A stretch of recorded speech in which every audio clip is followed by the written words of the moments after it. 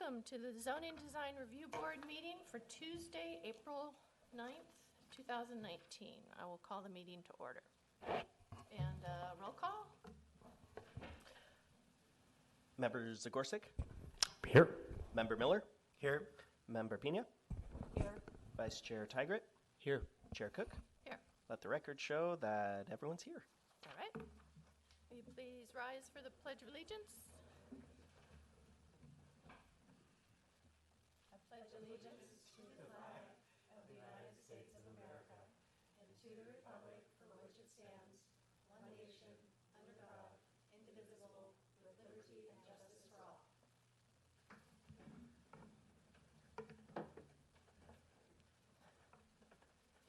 Thank you. Does anybody need to make any adjustments to the agenda? And if not, somebody make a motion to adopt the agenda as presented? So move. And a second? I'll second. All in favor? Aye. Okay, the agenda is adopted. Any public comment on items not on the agenda tonight? Nope.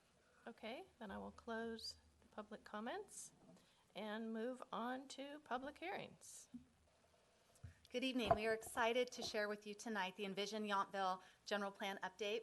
And you last saw this document when it was in the first public draft stage. And at that time, it went before the community at an open house, before the boards and commissions, including this board and the town council. And feedback that we received at each of those meetings and events has been incorporated into the document. Here with me tonight is Christina O'Rourke, and she was a consultant that has worked with us on this project, and she's going to walk you through the process and the changes to the general plan.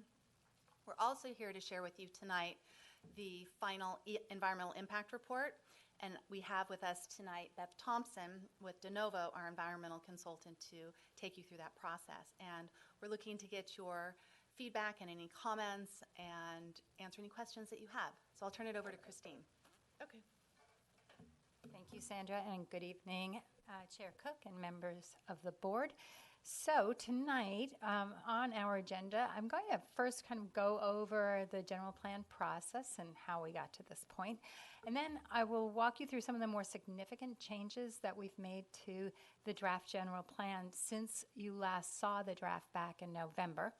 Then I will turn it over to Beth, who will go through the environmental review documents. And then it'll come back to me to talk briefly about next steps and then to the zoning and to receive any feedback from the Zoning and Design Review Board that we need to still incorporate into this final draft. Okay, plan. can I ask a question? So Sure. if there's something on this sheet with the discussing the changes tonight, do you want us to talk about it when you're reviewing it, when we have questions, or do you want to save all the questions till the end?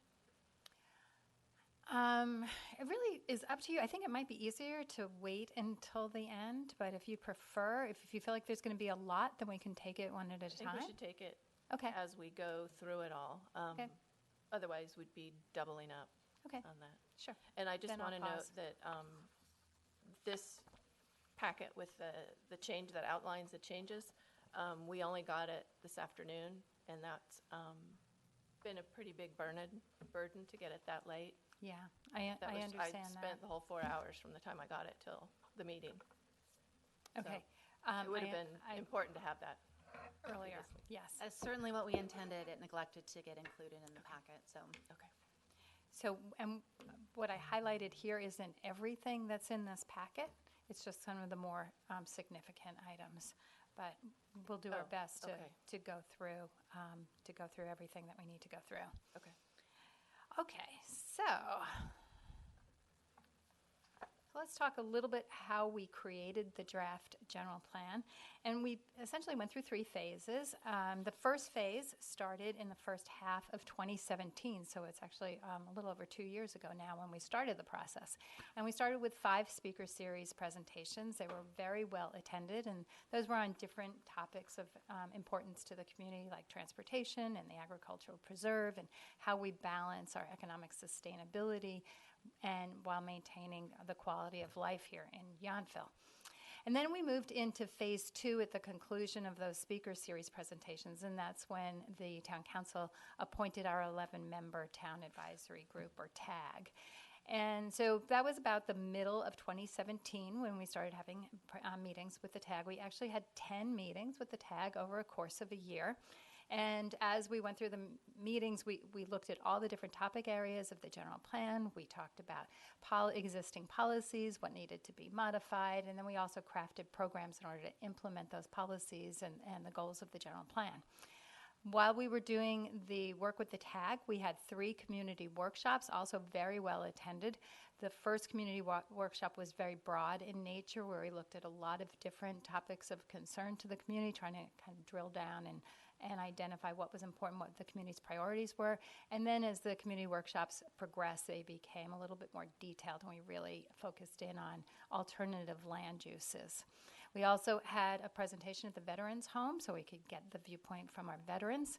And then throughout the process, we met here at the Zoning and Design Review Board 3 times to get your feedback as we were crafting the general plan. We met with the Parks and Recs Commission. We also had 3 meetings, study sessions with the town council as we went through the process. And then we took all of that information and feedback, and we drafted the general plan. We released it to the public in October of 2018, and at the same time we had a community open house, which also very well attended. We gave an overview of the general plan, and we had those stations around the community house where we had different stations for each of the topic areas, and asked questions about whether the members supported each policy or not. We also had an online survey. We had gathered, I think it was 44 responses to the online survey. And then after that, we brought the draft to the Arts Commission here, to the Zoning and Design Review Board in October, and to the town council. So we get all of that feedback, and we made some changes to the draft general plan that was released in October. And it's those changes that I want to talk to you about tonight. So again, I kind of consolidated these just so that we could be sort of brief, but we can go through them in detail as much as you want. First of all, there's a number of changes that we made just for formatting, to correct some errors and to do some minor light editing for clarity. Formatting is like we wanted to make the page numbers bigger, for example. The Arts Commission gave us some changes to one policy, one program. That's in the Arts Commission's purview. So we made that change. And there were 9 changes from the Zoning and Design Review Board, which you'll see as I go through the presentation. So those were incorporated. And then at the Town Council, we had a number of changes from the council. First of all, they asked us to add an executive summary, so that's now in the front of the document. It's like, I think, 3 or 4 pages long. They also asked us to add a discussion of home-based businesses, that's on page 47. And then they asked us to remove, we had a very detailed discussion of the Veterans Home Facilities Master Plan, including some discussion about how many housing units were in that plan and where they might be located on the property. And the council let us know when we met with them that that plan itself, there's been some newer discussions, and that plan is kind of outdated at this point. So we wanted to take that detailed discussion out and just leave the higher level discussion about the master plan in the general plan. So kind of now talking a little bit about some specific areas. One of the things we wanted to do, after we had discussions at the community workshop, we realized that some members of the community were a little confused about what view corridors were, what we meant. So we wanted to clarify the text about view corridors, and we also made some changes to that figure. It's figure OS2, which is on page 139. So we added the pictures of the actual views from those streets, just so that it was really clear. And then we revised the text.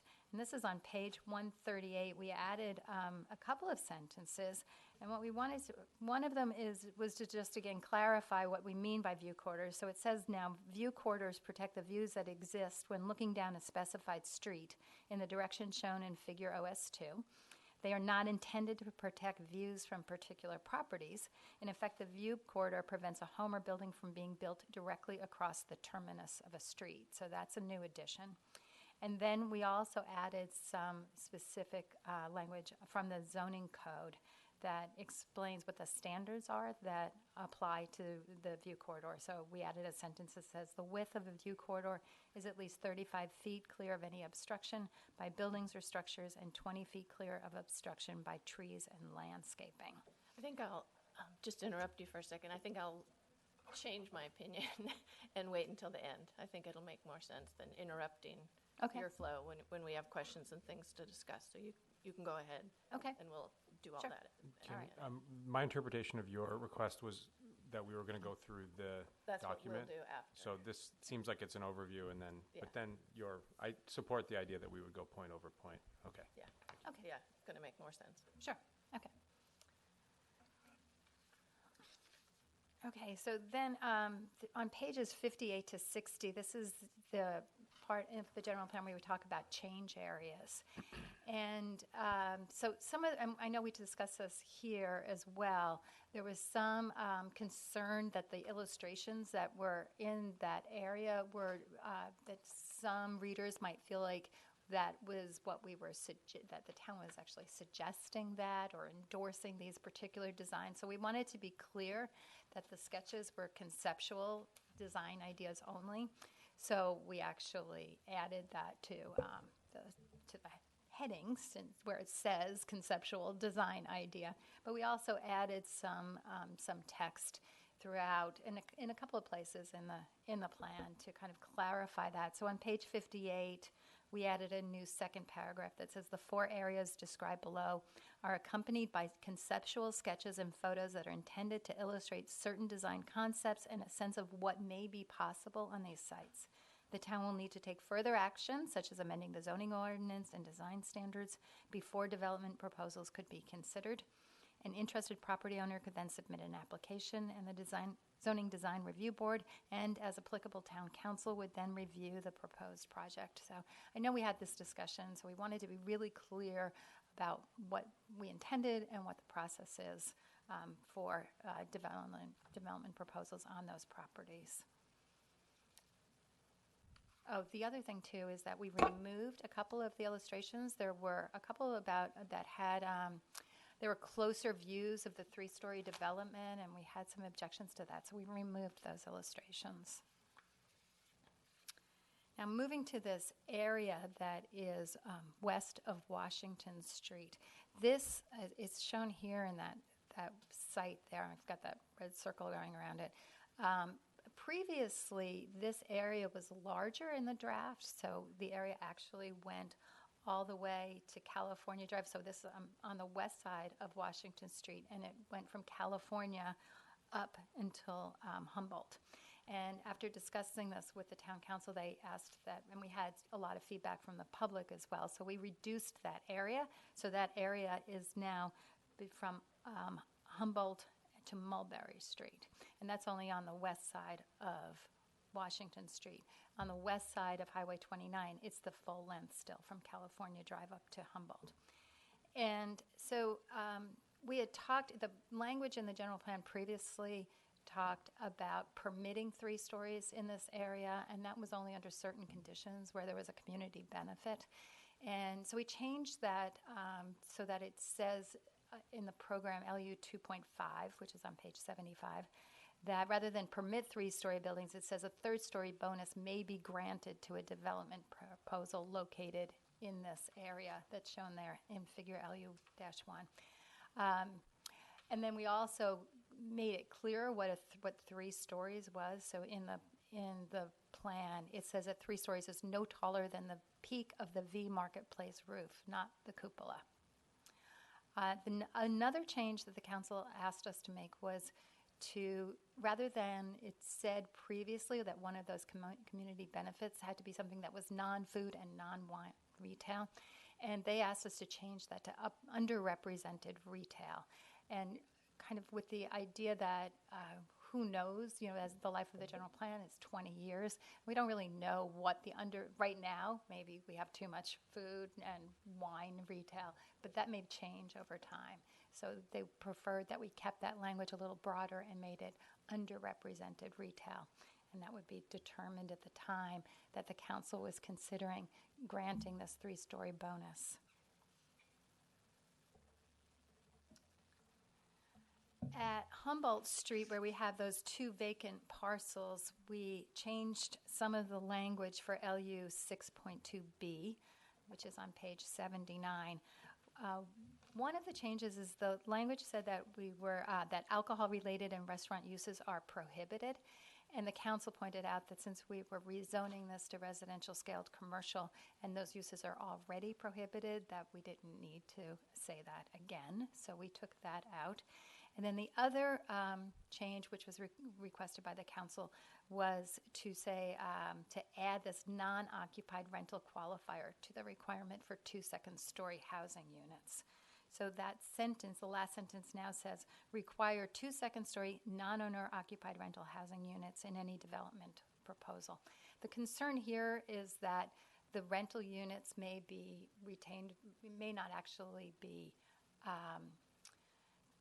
used as permanent living quarters, and so they wanted to avoid that and say that the owner couldn't live there, just to make sure that it was rented and that there were people, it was actually used for needed housing in the community. Okay, now moving on to the North Washington area. This is there's 6 residential parcels there on the east side of Washington Street. And previously this program, it's LU 6.2A, and it was titled North Washington Rezoning, and it said to consider rezoning these 6 parcels to allow mixed use. And the council actually wanted us to not just consider it, but to move forward with that program. So we changed the language to say create an overlay district to allow mixed use, including live, work, office, service, and underrepresented retail uses, in addition to existing residential uses. So again, that non-alcohol retail was changed to underrepresented retail for the same reasons as I already discussed about the east of Washington Street area. And then finally, of the most significant changes for the Vista Condominiums area, we added some text just to explain what the HOA's role was going to be here. There was a lot of discussion that had come up at the open house about this, so we wanted to just be clear. So we added a sentence on page 63 that says, if the master plan is amended, the Vista Condominiums Homeowners Association would still need to decide whether to permit second-story construction. And then we also changed the next sentence a little bit, and now says new development would need to conform to the town's design guidelines and be of a scale, intensity, and design that integrates well with the immediate neighborhood, the town as a whole, and the natural surroundings. That part didn't change. We just wanted to add that phrase about conforming to the town's design guidelines. Okay, so now I'm going to hand this over to Beth, and she's going to talk about the environmental review documents. Always the most exciting part of the evening. Of course. So the general plan update is considered a project under the California Environmental Quality Act, or CEQA, and so the town prepared an environmental impact report called an EIR to evaluate the potential and implications of the project. Now, the EIR is a programmatic document. When it's prepared for a general plan update, there's not a specific development project associated with the general plan update. Rather, it's a broad community-wide document, and so the EIR similarly is a program-level EIR. The draft EIR was released for public review in November of 2018. It was available for a long review period. That review period ended in February of 2019, and there were 3 comment letters received on the draft EIR during that review period. And as a result of the comments, there were no changes made to the draft EIR. All of the comments were generally informational in nature or asked for additional information, but none of them identified any significant shortcomings of the draft EIR, or questioned any of the conclusions of the draft EIR.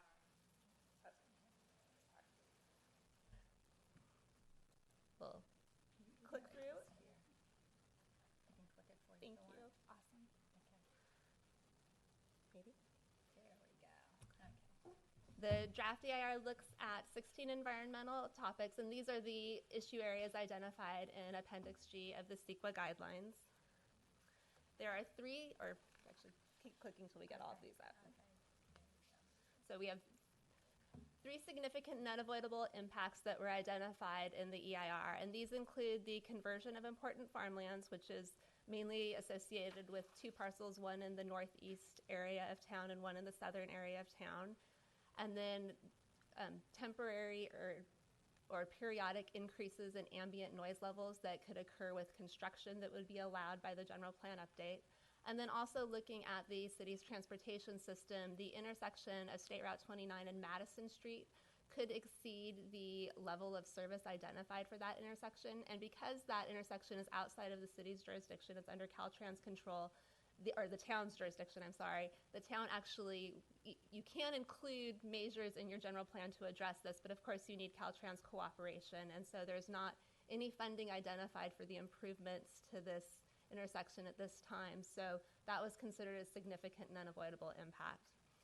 So the draft EIR is a self-mitigating document, and that means when we reviewed the project and we looked at the potential environmental impacts of adopting the general plan, where there were potential impacts, the measures to address those impacts were incorporated into the general plan as policies and implementation measures so that the general plan is self-mitigating. So you don't have this separate environmental impact report that after you adopt the general plan, staff has to go and look between the general plan and the EIR to make sure you're accounting for all of the measures and all of the requirements as you review subsequent projects. So there's no additional mitigation required by the draft EIR. All of that mitigation is incorporated into the town's general plan.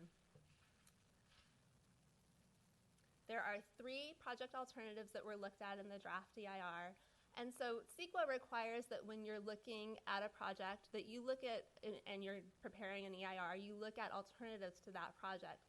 In a case like the town's general plan update, you're planning for very limited development. You don't have large greenfield areas that you're looking to annex. You're not looking at huge subdivision tracts or huge conversions of open space. And so it was definitely a unique process to come up with meaningful alternatives that changed or could address the potential impacts, but without really significantly decreasing the growth allowed, particularly like with residential units in the town, because you have limited capacity already. You need to accommodate your share of regional housing needs. So in order to accommodate growth, but to also look at what are some ways to address those impacts, we looked at three alternatives. The first would reduce the floor area ratio associated with your agricultural designated property. So the agricultural district, that would be reduced from 0.05 to 0.01. And so what that means is if you have a winery or some large project coming forward on one of your agricultural parcels, that the maximum floor area ratio would be 0.01 rather than 0.05. So you would just have less square footage that would be allowed. So that reduces the potential development from 66,380 square feet to 13,276 square feet. And this has the effect of reducing the traffic impacts, but not to a level that's less than significant. And then also reducing a number of other environmental impacts associated with the conversion of agricultural lands, increases in noise, et cetera. Alternative B also looked at some methods to limit development, and this focused on reducing the building heights west of Washington Street to 2 stories to address potential impacts to scenic resources, and then also reducing the residential growth potential by 54 units and increasing non-residential growth by 26,523 square feet. This alternative also would reduce some of the aesthetic impacts and then also would reduce some of the impacts to important farmlands. Alternative C looked at the no project alternative, which is a required alternative under CEQA. And so the no project alternative looks at what would happen if you continued with your adopted general plan. So that addressed the potential development under that scenario. You also have before you findings of fact and a statement of overriding considerations. The findings of fact identify what are the specific environmental impacts associated with the project, how those are reduced, and this town's findings related to overriding considerations associated with each significant and unavoidable impact. So that explains why the alternatives were rejected, and then why the significant and unavoidable impacts are considered acceptable. And back to Christine. And back to me. All right, so tonight we wanted to get your feedback on this revised draft. And I'm sorry, I'm not on, am I? And then we have a date scheduled for April 25th when we would come back and take a vote to see if you're recommending approval of the draft general plan to the town council and recommending certification of the environmental impact report. And then at that point, we would move forward to the town council on May 7th when we are hoping to adopt the general plan at that time and certify the EIR. Okay, so that's kind of our high-level overview. Happy to go through all of the changes, one by however you want to handle the questions at this point. Okay. Also, before we start, I wanted to raise your attention to the fact that we added an email Yes. to the dais at each of your seats, and that is from the property owner of the 2 Humboldt parcels. And one of the changes was to include non-owner occupied rentals, and they are objecting to that and asking that it be removed. Okay. I would like to suggest, because I know several people want to go through this changes line by line, so do you want to do the EIR first? Because there's probably less questions. That's okay? That's fine. Okay, does anybody have any questions of staff and extended staff about the EIR? I think you did, right, Lynn? Okay. There was, the county of Napa in their letter brought up the zoning that's adjacent to the parcel that's adjacent to Chandon Domain. Oh, sorry. The county of Napa in a letter regarding the draft EIR brought up some questions about the zoning of the parcel that is across 29 on the west side adjacent to Chandon. And I just wanted a little more clarification on that. I believe it's zoned primary commercial. And You're speaking of the portion of Domain Chandon that is located within the town's sphere of influence. correct. And since that is located within the county of Napa, the general plan pre-zones that property, and we've selected the primary commercial zoning district because that is most similar to the county's existing zoning for the property. The letter from Director Morrison incorrectly asserted that it wouldn't allow the uses that are out there now. That is incorrect. The reason that we've chosen primary commercial is because it acknowledges the uses that are on site and is most consistent with what would be allowed under the county and the town's code. Can I ask a clarifying question? So the distinction between town limits and sphere of influence, it sounds like those are two different things. Is Yes. that? And can you help me understand what the difference is? Yes, so the town's limits are basically the town itself, and that is within the area within which the town has land use authority and jurisdiction. Communities also have a sphere of influence that addresses properties outside of the town limits that may make sense to be brought into that city over time. They're identified as potential growth areas. Because of the ag preserve, there is very little opportunity for to have the sphere of influence greater than the city boundary. However, when LAFCO, the Local Agency Formation Commission, when they updated the town's municipal service review and sphere of influence study, they added Domain Chandon because of the unique circumstances of that property being adjacent to the town and connected to the town sewer system and a number of other factors where it made sense to pull that property in. But that is the only property outside the town limits, but within the sphere of influence. So it's the entirety of Domaine Chandon, including. No, it's just the- approximately 10 acres of a 160-acre parcel. Okay. The remainder of that parcel is in agricultural use. Okay. And the 10 acres that is within this town's sphere of influence is actually zoned limited commercial in Napa County. Okay. So it's very different from the remainder of the parcel that is agricultural. Okay.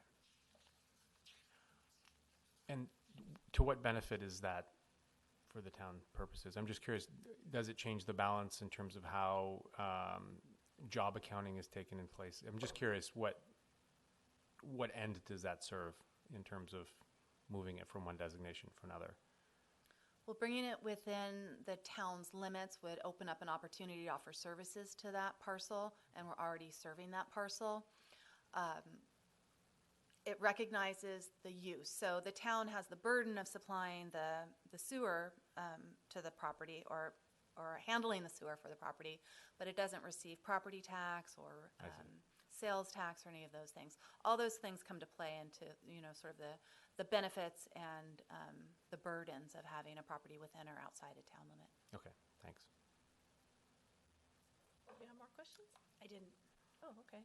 Anybody else have questions from the EIR? I would love to have you address the second alternative B and explain that a little bit more. Let me just pop open my alternatives chapter so I can go through that in more detail.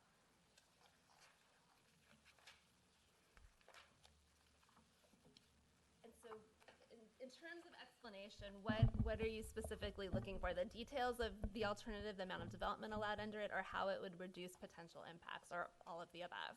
I think I understand how it would reduce potential impacts. I'm wondering if you could explain how you arrived at the assessment that particular alternative would get rejected. And so it is possible that the town could decide to move forward with any of the alternatives. We determined that it likely wouldn't meet the town's desire for growth, and particularly to accommodate the town's housing needs in the long term. So the general plan isn't a 10-year document. It's a 20 or longer year document, and it sets out a long-term vision for the ultimate growth of the lands within the town's boundary. And so in looking at limiting the residential uses on that property and hearing the need for affordable housing, workforce housing, and more housing choice, we determined that we anticipated the town would ultimately decide that that alternative wasn't appropriate to move forward with.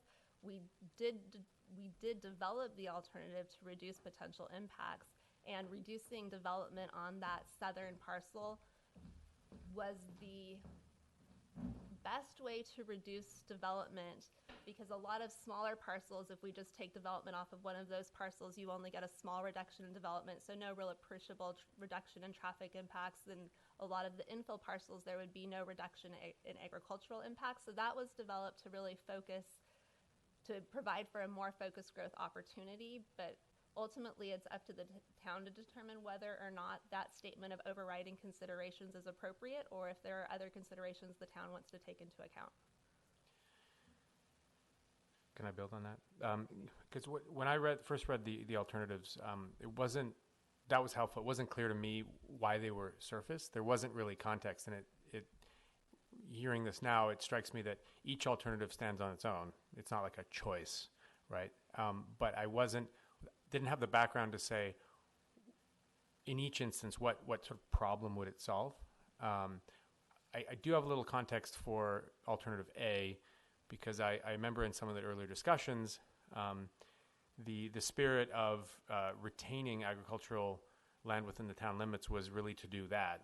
However, the agricultural designation doesn't limit the use to agricultural, and that lowering the floor area ratio was a way to honor the general direction of maintaining it. So that to me, that strikes me as sort of in line with the general plan. So I was just curious why you felt alternative A didn't line up against some of those long-term goals. And that was due to the significant reduction in job opportunities in the long term. So if you do reduce that to 0.01, you have less flexibility with how your general plan works in the long range. So your zoning ordinance will implement the general plan. So you can develop zoning districts that have a 0.01 FAR and up to a 0.05 FAR, and you could apply those on that parcel and other agricultural parcels to have a lower FAR. but that just identifies the maximum FAR. So we had looking at the growth and job potential, we had thought that the town would like that flexibility, and given discussions on that parcel, we knew it wasn't appropriate necessarily for housing considerations in the alternative. So it wasn't a site where you would swap any housing growth with another site, but it did look like a site where if you wanted to have an agricultural use, industrial agricultural or tourist agricultural that supported the agricultural practices on that property, it would be appropriate. And a 0.01 FAR may be very limiting to future development potential and may not give you the range of opportunities you might be looking for. Okay, so your recommendation was to pass on all of the alternatives, but these alternatives are they up for discussion? Absolutely. The town, when it determines how it wants to move forward with the general plan, it can look at modifications to And that. what is the ZDRB's role in the assessment of these alternatives? Is that up for discussion here, or is that something that goes straight to the planners and the council? We're looking for feedback tonight that we would share with the town council, and they may take that feedback and direct another modification to the general plan document. I might make a couple of comments too. So for that north agricultural parcel, the 0.05 FAR is actually pretty low. Now, if that parcel in the future, somewhere 20 years from now, was subdivided, and the FAR was 0.01, that might be really limiting for a smaller parcel. I know when you look at 66,000 of square feet, that seems very large but it's a 30-acre parcel. One of the things that we could do when we do the zoning code update, which we're planning on doing after the general plan is adopted, is we could look at kind of like a sliding scale as well. So if it was a smaller parcel, maybe the 0.05 is appropriate for a 5-acre subdivision that's been kind of carved out of that parcel, whereas for the whole 30 acres, maybe a 0.01 would be more appropriate. So leaving it at 0.05 at least gives the town a lot of flexibility, because as it's identified and designated, it's an up to 0.05. Yeah. It's also a conditional use, so it would require town council approval as well. The other parcel in the southern part of the city, the church-owned parcel, is the entire 17 acres is now designated for mixed residential use, and it's a parcel that's in the housing element. Yeah. So it's kind of problematic at this point to say, let's take 15 acres of that in designated agriculture and just keep the 5 acres as mixed residential, because then we would be, as you know, messing with our housing element, which we really can't do but we can do it in 2 years from now. So, so that would probably be better to leave that alone at this point than to try to change that. I was surprised there was even on there, actually, to be honest. That's when I read B, I was like, that seems like a step away from so I was curious, like, why it was even on Well, there. as Beth said, we were looking for alternatives where we could address the impacts, and one of the big impacts, a significant unavoidable impact, was to conversion of important farmlands. So that's a way, we're trying to say what other feasible alternatives are out there that would at least reduce those environmental impacts. And it really was not easy to come up with them, to be honest with you. Even if you did it just for the sake of having explored it, knowing it didn't have a long-term shot. The back to A, though, I mean, I think that incorporating the flexibility to me makes sense. Is there language already that Let me jump indicates in that? and share a little information. Yeah. So the zoning and design ordinance does not currently assess a maximum FAR to agricultural property, Okay. which is problematic because it does allow development of uses such as winery or other processing facility, workforce housing, a number of things. And that maximum development potential was never identified. When you look throughout town, it's more of an urban environment, and it's about 25%. Obviously, we thought that was way too high. So it was staff's recommendation to look at the 0.5 to see what level that would allow, and we did look at that range of 1 to 0.5. The So 0.5 that's is a new new. standard Okay. that's in there, All right. 0.05. It's definitely up for discussion. Okay, but I think the language that Christine put forward in terms of saying that is up to 0.5 and subject to, revisitation of how the parcel is actually used. I think it's, that would be important language, I think, to include, given that it's a new guideline. I would recommend that. I agree.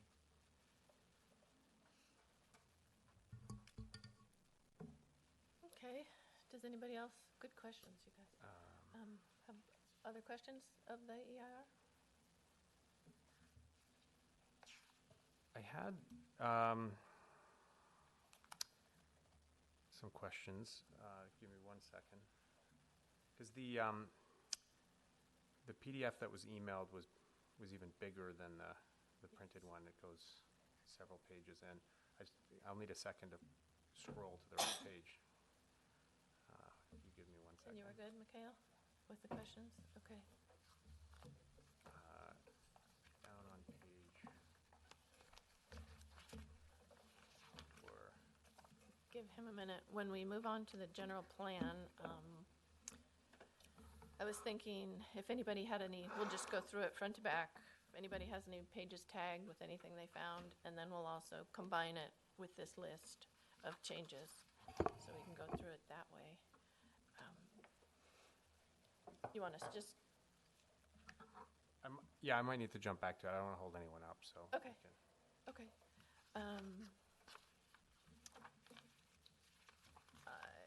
I will ask, I think I found it? understand the general gist of the question. I guess it's, it was related to the agricultural land use as it relates to workforce housing. Is that part of the type of development that falls within the agricultural land use designation or not? Because there was some language in here, I'll find it eventually, but there's a reference to it, sort of a passing reference, and I just wasn't sure if that was, It allows specifically farm worker housing. Yeah. But not more generally workforce housing as we farm worker understand housing, it. yeah. So it was just sort of mentioned, and it was sort of in passing, and we've been, really so specific on all the needs. Only because it was mentioned in passing, it just sort of raised a flag as to what exactly the guidelines are or stipulations around farm worker housing. Unless there isn't any, I don't know. You may be referencing, is it page 23 of the findings of fact and statement of overriding considerations that is the findings for alternative B that addresses, so a number of the goals, so that would be in the handout we got. right, the findings of fact. Oh, maybe that's where it was. So a number of the town's goals in the general plan promote housing, and particularly goal HOE4 promotes for multifamily and affordable workforce housing. And so to reduce housing opportunities, not necessarily farm worker housing opportunities for alternative B, but to reduce the housing alternatives or options for the town was considered to be counter to the town's goals to accommodate housing. And that, I'm not sure if that's the reference, but that's what I'm seeing pop up when I do a quick search for workforce housing. I'll keep scrolling through it, and if I find the exact passage, I'll mention it. Thank you. Okay. Okay, then we'll let you do that, and we'll move on to the general plan draft. Page 3, where the photographers are listed. It's Rob Wennerberg, Wennerberg. Wennerberg. Okay.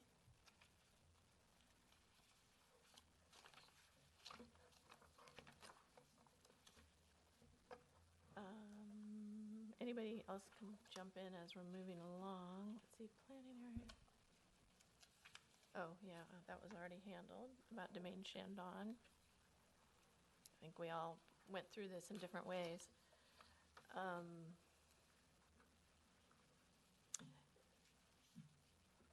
Anything else on, I don't know how to organize this. People just wanted You can always go Jump page in. by page. Yeah. Anything on page 1, page 2, of the That sort of thing. plan. of the change. Oh, you're talking about the plan itself? Okay, I was well, referring I to the mean, there's changes. little things in the,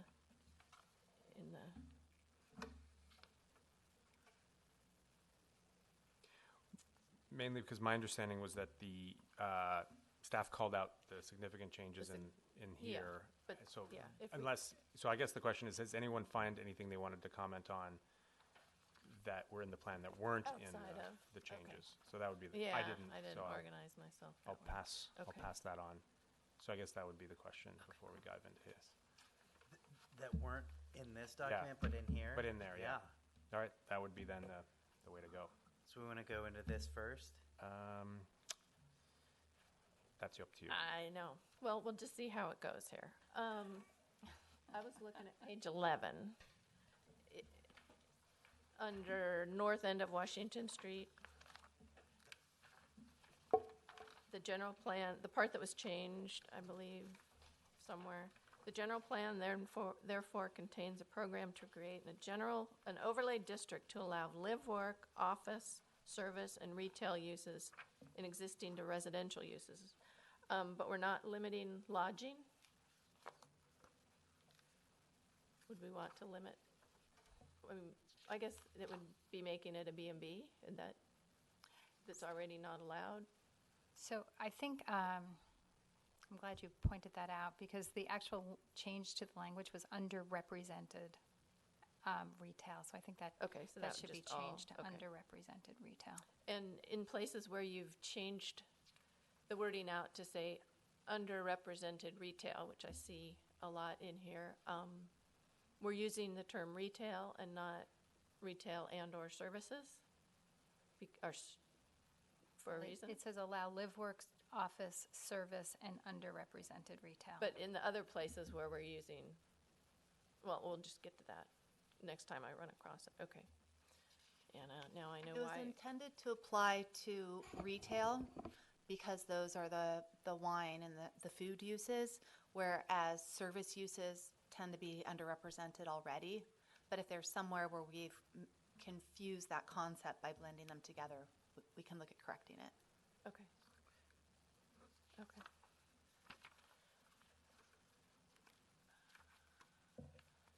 See, I'll just go on my pages and you tell me if I jump past you.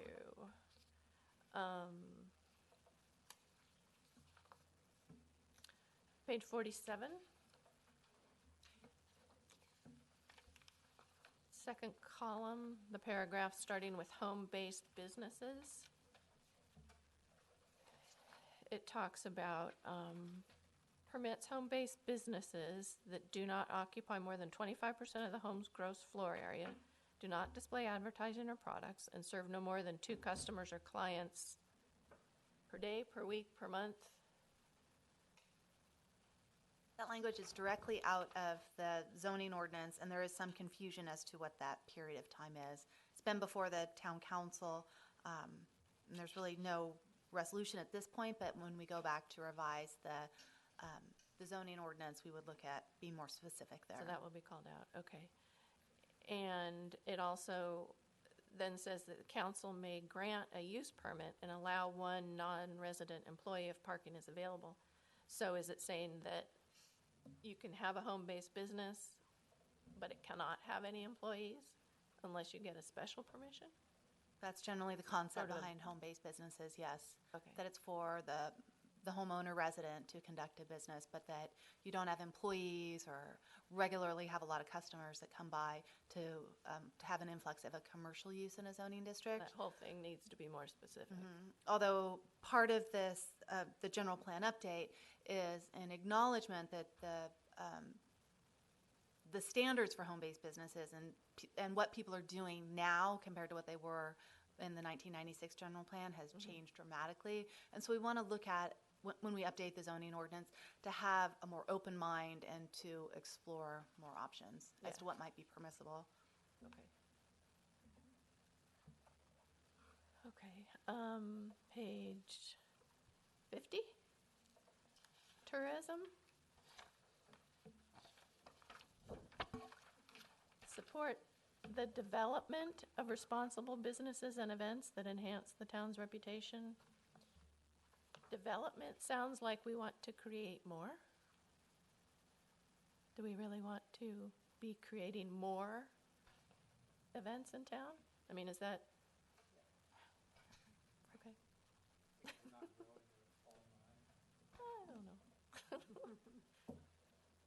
Okay,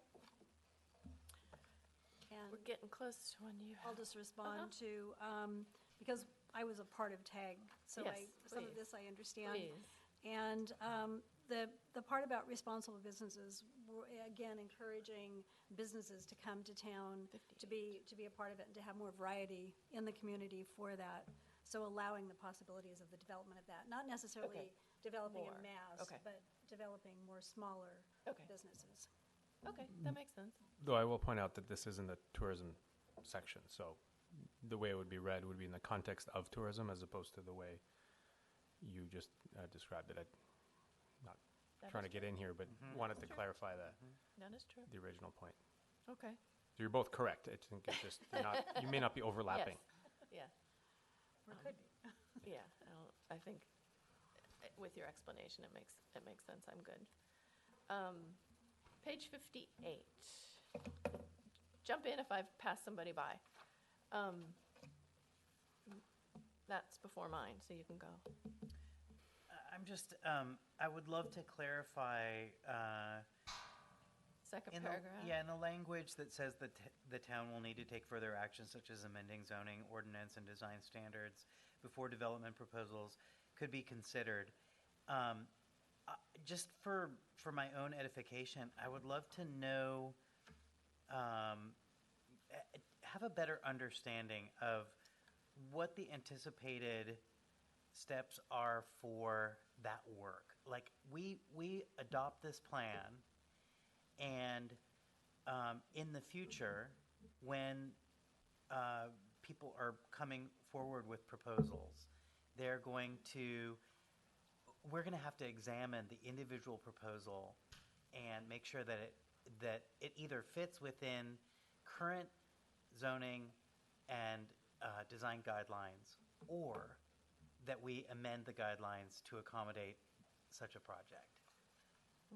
Correct.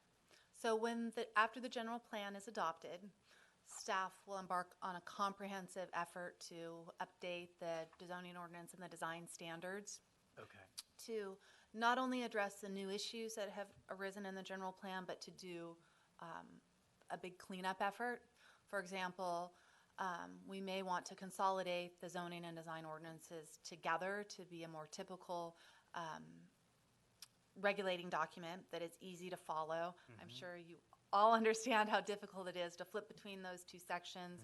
There's a very strong likelihood that you'll miss something important because of how scattered the document is, and it's really just a nice way to make sure that the zoning and design ordinance is both consistent with the general plan, but also itself a very usable and clear document. So, so there's many elements to that work effort.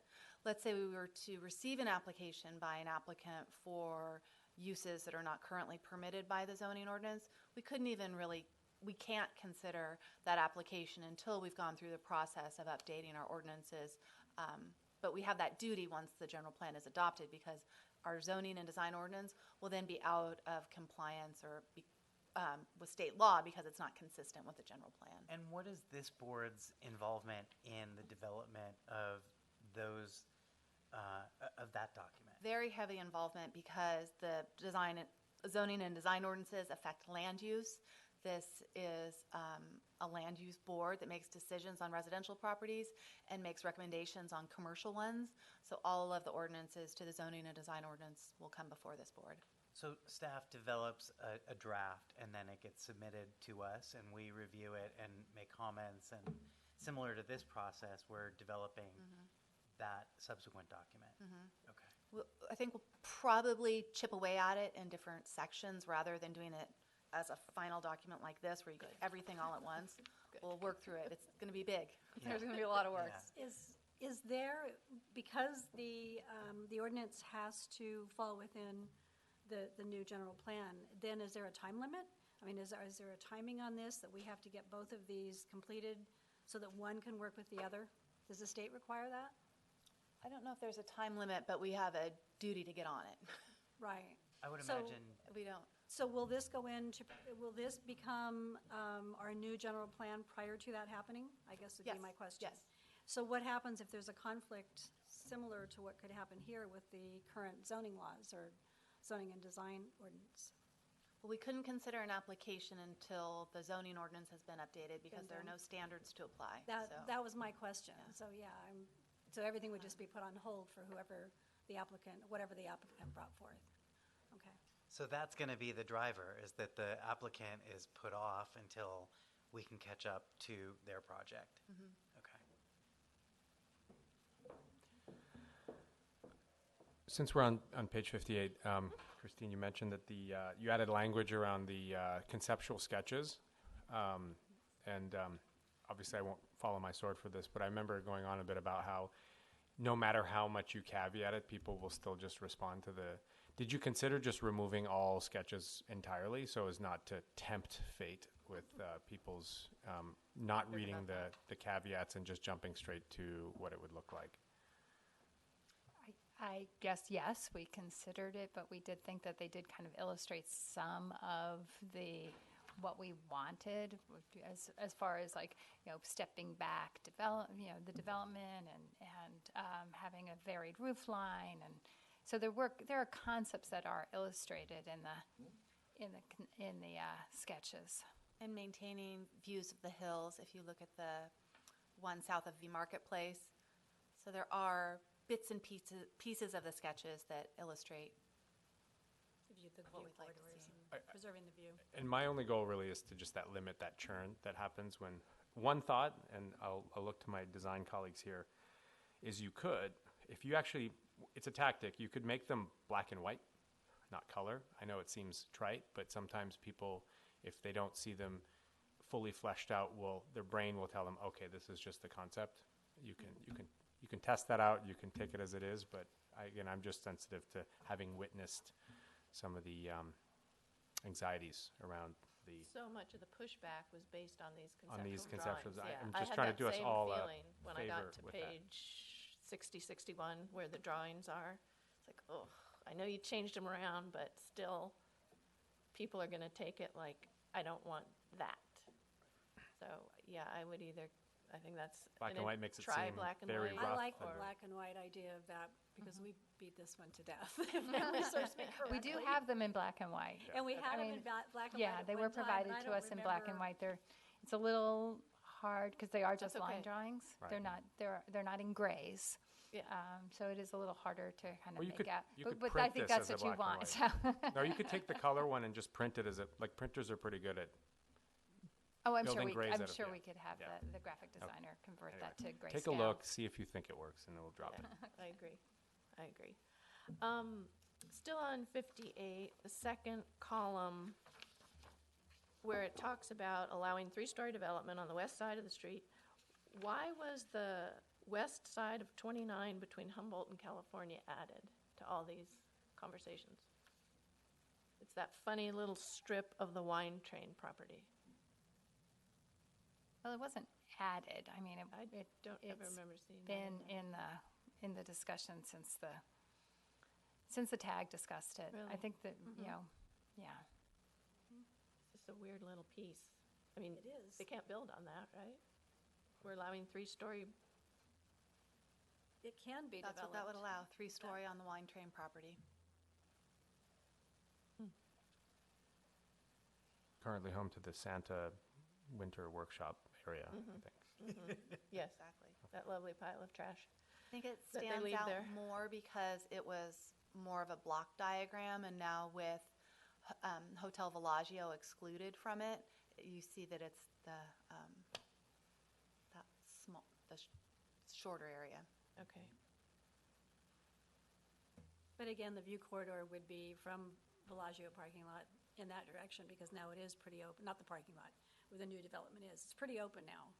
So the town obviously would consider the view if a three-story were to go there. And we have the power to do that as a town. And Mulberry and Oak Circle, Same. each of those is a view corridor as well. Right. Well, in this thing where you added it, it says that's been added, so that's why I believed it had been added. It clarified, yes. Okay. It didn't the narrative language wasn't entirely consistent with the illustration, and this makes it more clear. Is everybody okay with three-story buildings on that piece of property? On that side? I I'm not. No. It can't be more than 15 or 20 feet. I mean, it seems really, I don't know if Well, is it the structurally. whole width of the parking lot and the little train station? I mean, that's big over there. What I keep coming back to is treating that I would say that those are probably 3 or 4 parcels rather than one, and that applying the same Yeah. criteria to the entire swath, both sides of the freeway, and that entire chunk that includes the marketplace feels overreaching. Well, it's also misleading because it covers the freeway. Yeah. Right? Like it literally is, Yeah. it can't be one piece. No. I know it's not intended to be, but No. it makes it look more cohesive than it really is because the shaded area includes the 29. So at minimum, you'd split it, and then it would become really evident what a strange part of Yeah. the town that is, and it's sort of literally the other side of Yeah, it. I know we've discussed the Washington Street side of it, and I think we've, like you said, beat that to death. But I see no reason to put it on the wine train property. Well, I could share some of the discussion at the council if you'd be interested. The Yes. reason that was included as 3-story was due in part to the fact that the freeway goes through there, and the freeway overpass itself is about a story, so you would not see a lot of a building if it was built in that location, and it may have more the appearance of a 2-story building because the conditions are very different adjacent to the freeway right there in that spot versus the rest of town, which has a lower profile. So that was some of the reason for that. And that's why I think that lumping it all together, I mean, the 3 stories on the west side of the freeway seem significantly different than 3 stories that block afternoon sunlight to the Edward James Courtyard and Bouchon. Like those, and even the parcel that is south of the marketplace seems like, 3 stories doesn't necessarily impact that wide open area that is in front of JCB, in front of the library and town hall, or not town hall, but community center. That all feels comfortable to me, but the area that's north of that parking lot, or of the How would you feel if those are the issues that are sorted out when the zoning and design ordinance is amended? They don't have to be the same rules for those areas. This is more the higher level policy that the town is willing to consider 3-story, but all those details still are yet to be worked out. And that's why I asked the question I asked earlier, is what does that process look like? And do we have that opportunity going forward? Or are we locking ourselves into conditions that we as a board are going to have to say, well, we approved it and now we have to live with it, and here are the rules going forward? Well, we certainly want enough narrative description in the general plan to help guide that effort. That's why you see so many of the changes here for what would be permissible on the Needy Marketplace property, and then it's no taller than the roof line of the Marketplace, and some of the other factors that sort of flesh out what was intended. Well, the other question obviously is, is there some sort of benefit to doing that? I mean, do we get more square footage? Do we meet more sort of statewide requirements? I guess there presumably was some upside to wanting to do this that led you in that direction, and we just may not be as familiar with that. So we don't discount that. Just simply that presents an opportunity, that the wine train is under new ownership. We know that they're looking at the different stops throughout the valley for development, even though nothing is proposed or has been presented.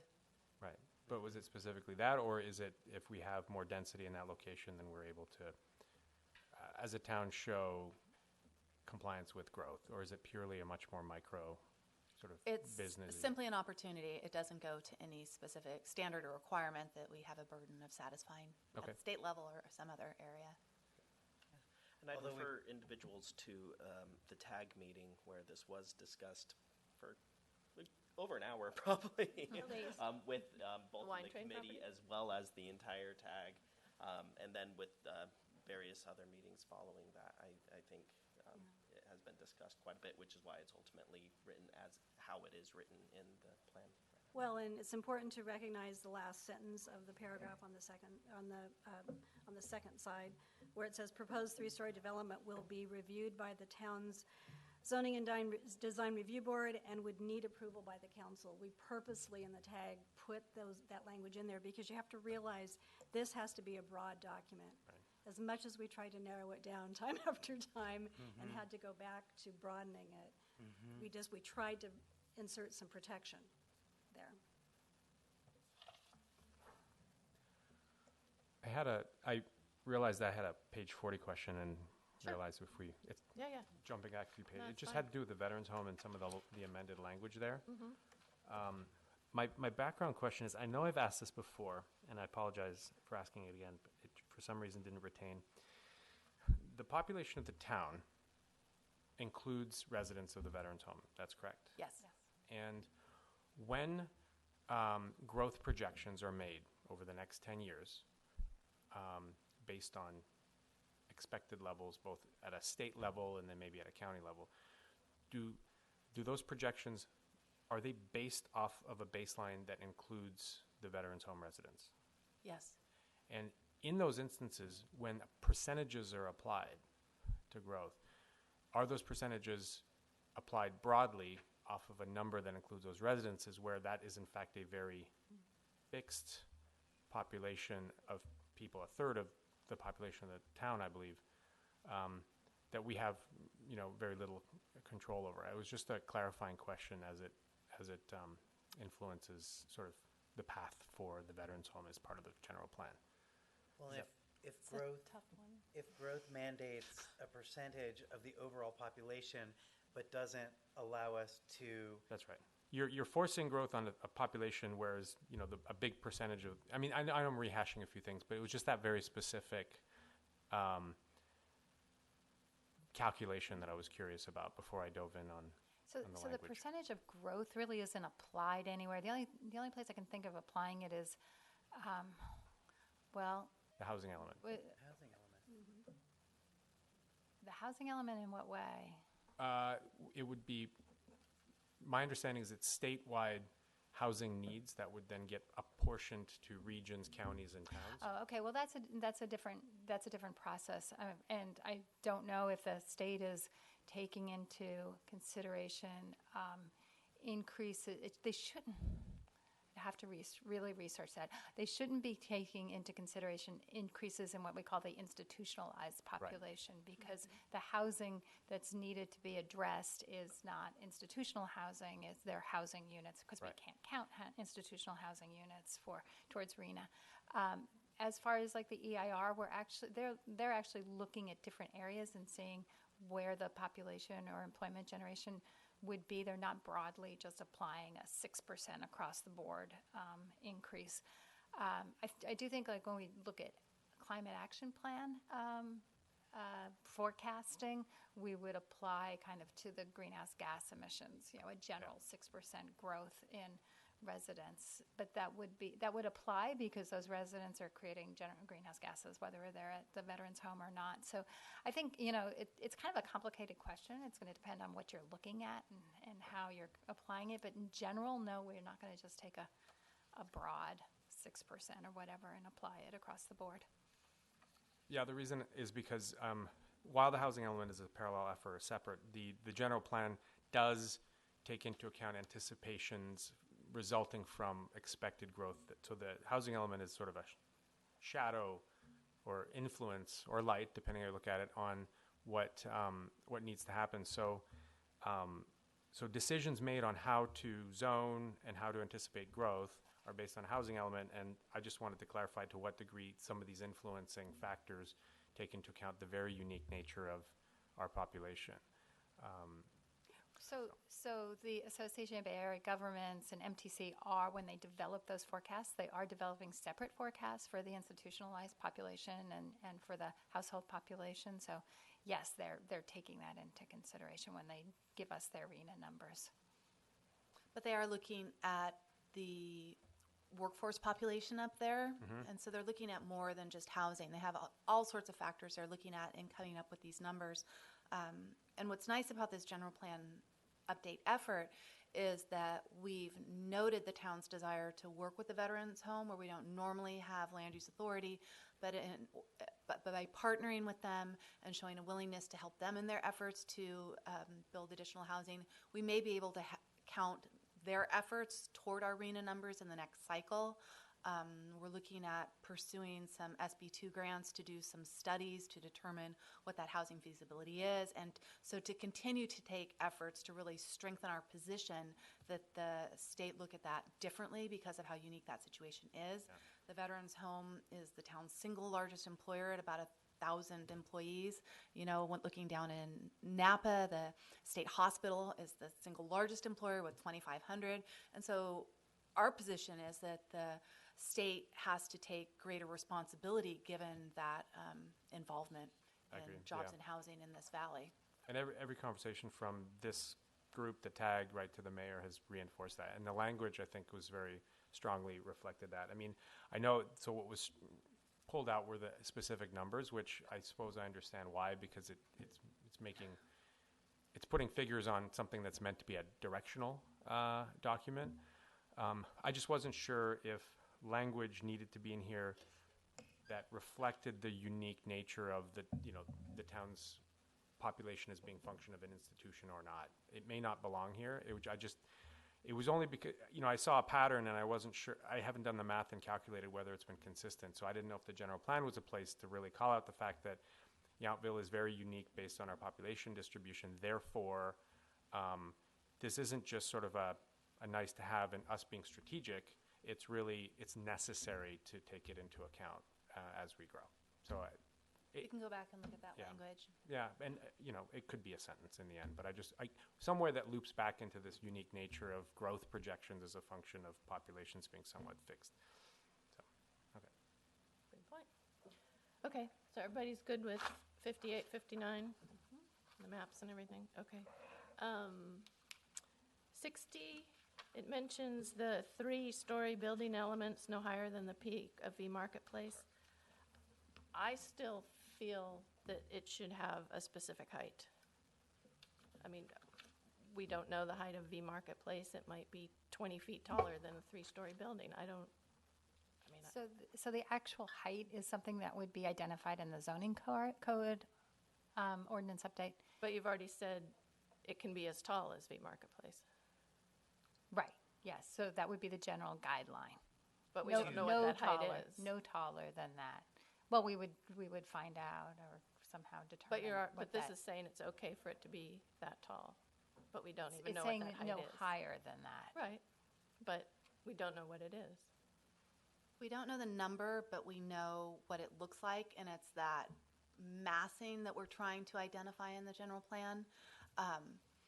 We believe it's something less than a 3-story, so it wouldn't be a typical 3-story because that is a 2-story building with very high ceiling and plate heights. But it is an unanswered question until we take it back until we consider the zoning ordinance update.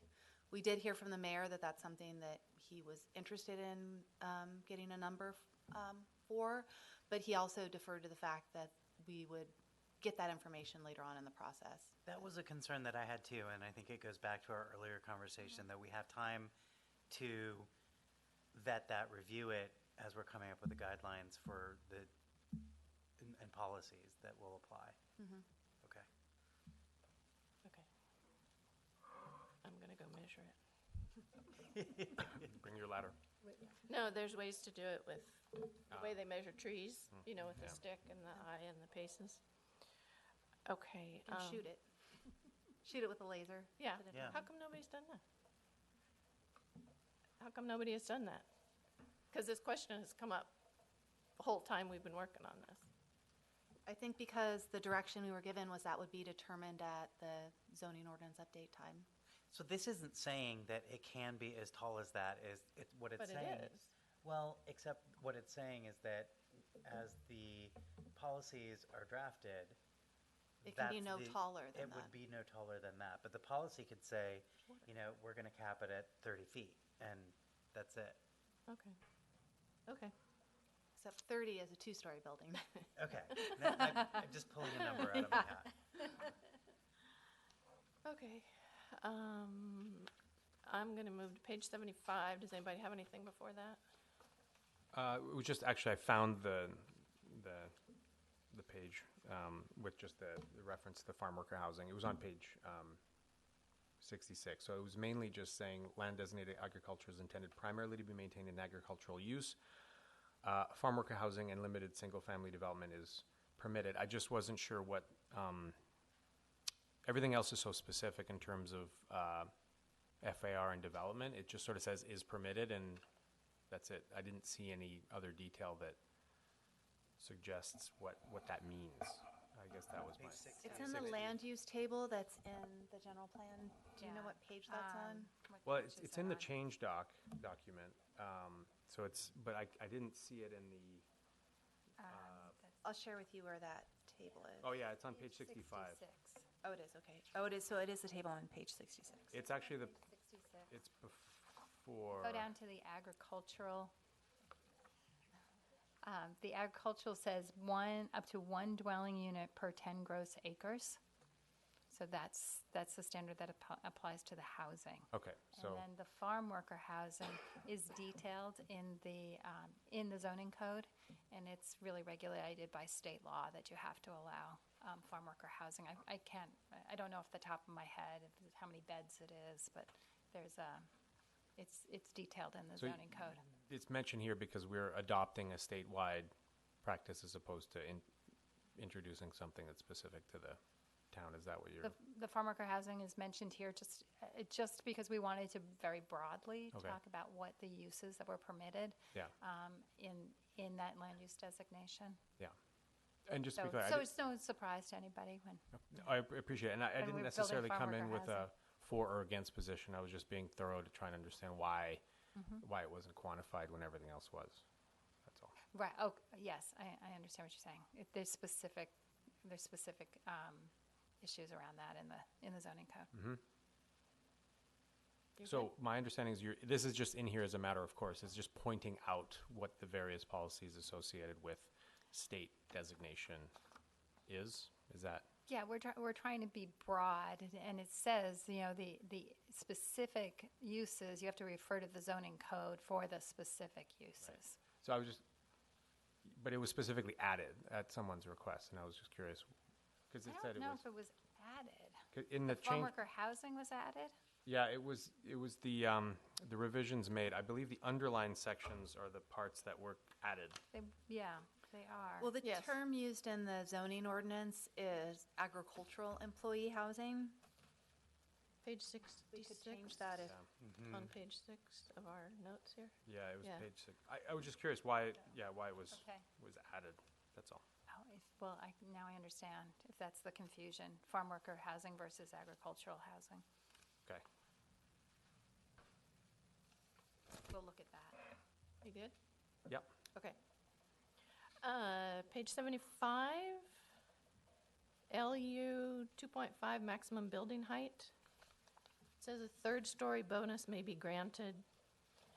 Does that mean that the third story is the bonus that is granted? Or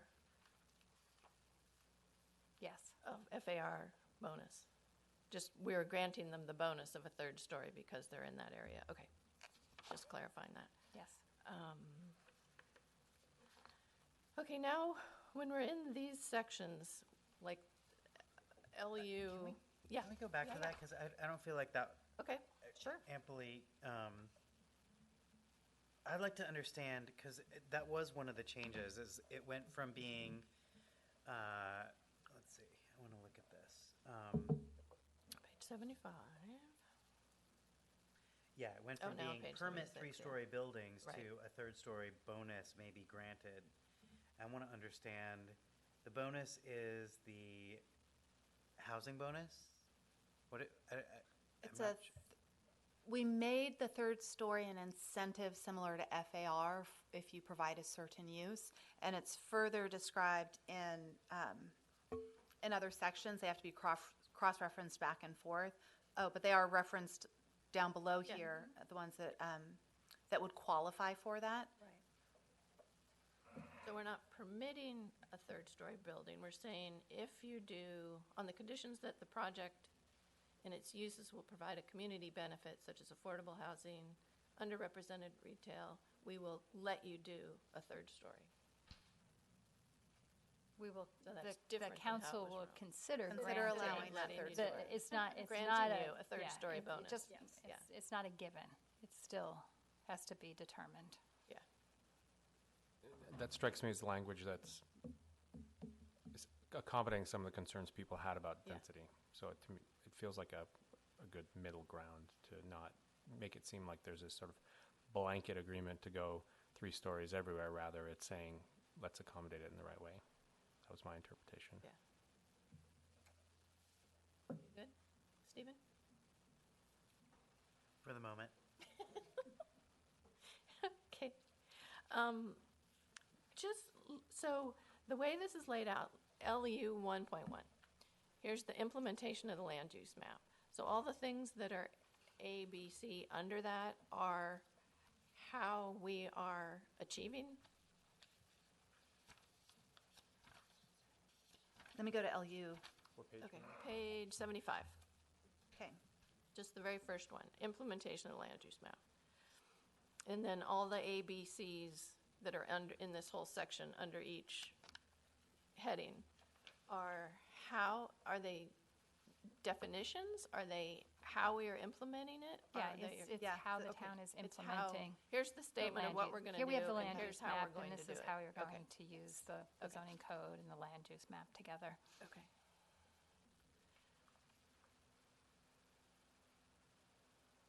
I was a little, maybe this is, I'm sure this is already in our code. Page 77. LU dash 3.6C. Seems like such a bypass or opening. Approve the project, it can be found, if it can be found that the project will generate substantial overriding public benefits. It's like, you have all these limitations, and then that one says, yeah, if we decide we don't want to do it, we can find a reason? Is that part of our code already? I think this may have been a self-mitigating condition. Although I need a second to read it. Sure.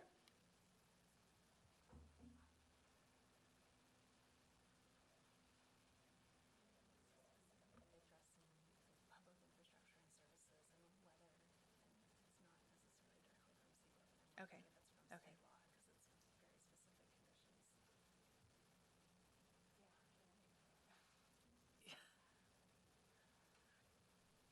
My guess would be, and we would have to do further Yeah. research, but it says as permitted by state law, which intimates that these are specific conditions placed on projects by state law, so that you would have to make one of these findings, or you would have to allow the project and using one of these methods.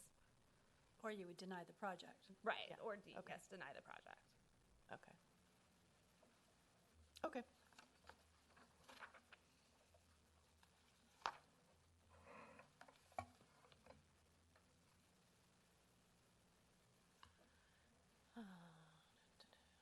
It seems like we mentioned the same things over and over a lot.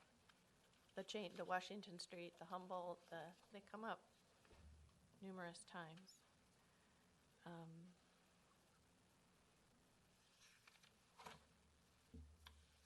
That comes up again somewhere, so I'll save that.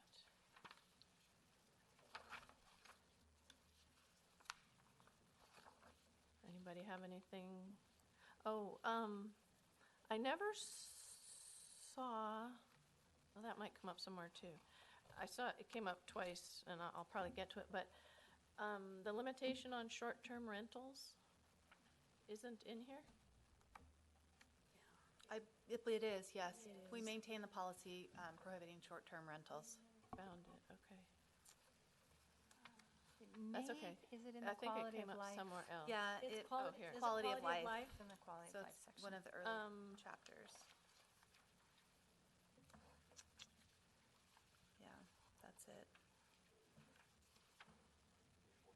43. Oh, man, I didn't read every word. Yeah. Ah, okay. QL 1.5. Okay. Okay, there it is. Yeah, yeah, I missed it. Okay. Okey doke.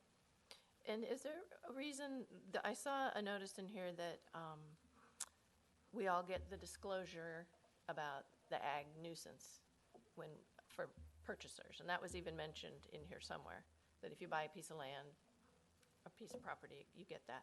Is there any reason we couldn't put a short-term rental disclosure on when people buy, so that they know right from the start that they can't do short-term rentals? Why can't it be a disclosure that they have to sign? I think that has to be approved by the Department of Real Estate. It's not something that we can just So arbitrarily. this is a question for the town attorney. Okay. As to the disclosure for short-term rentals. Okay.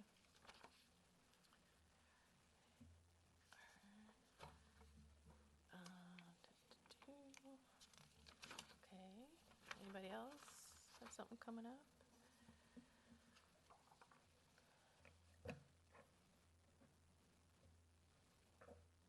Sometimes I don't understand my notes.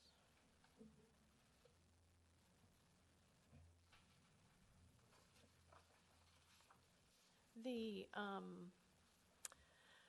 resistance, the comment that we got from Mr. Woodson about his property. Do we need to address that, talk about that? How did you come to add that line? Now I lost the page. Requiring that it be Non-owner. non-owner occupied was direction that we received from the town council, and that's based on concern on the status of the residences that have been developed as part of the recent commercial projects that allow that FAR bonus.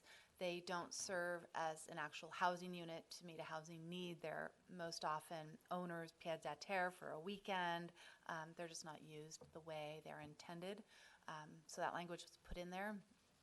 Since receiving Mr. Woodson's email, we are in discussion with the town attorney as to whether we can achieve the goal that it be a rental but allow that flexibility for a homeowner, because I don't think we want to exclude an owner if they have a legitimate and valid reason to occupy that as their permanent residence And we don't apply that restriction on elsewhere.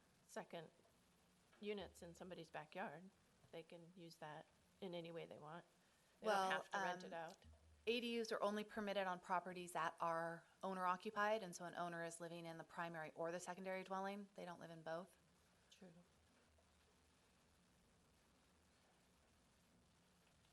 Okay.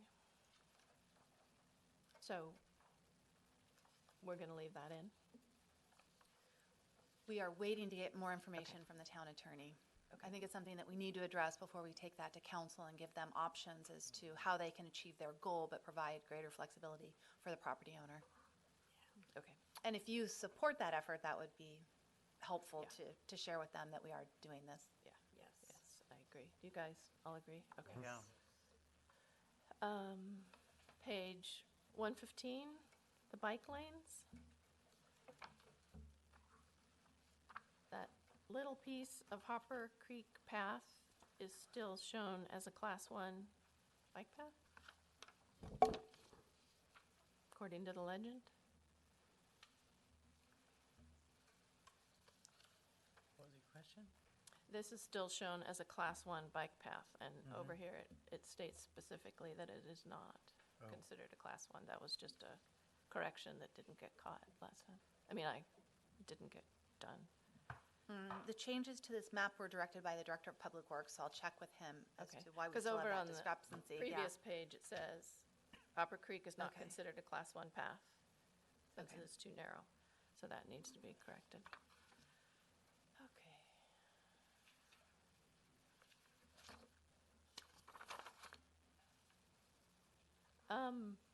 We'll need to verify that. That section might actually be Class 1, because that's the It recently is. repaved Yeah. one Yeah. that's Right, by the sidewalk. I field. think we And have that is wider than the Yeah. rest of Hopper Creek Path, which is why that one right there does meet the state definition So either of the Class 1. map or the Yeah. statement needs to be corrected fix because one they of don't them. match. The statement will likely be corrected to say Okay. the majority of Hopper Creek Path is considered that, but that section there does meet Yeah. the state definition of Class 1.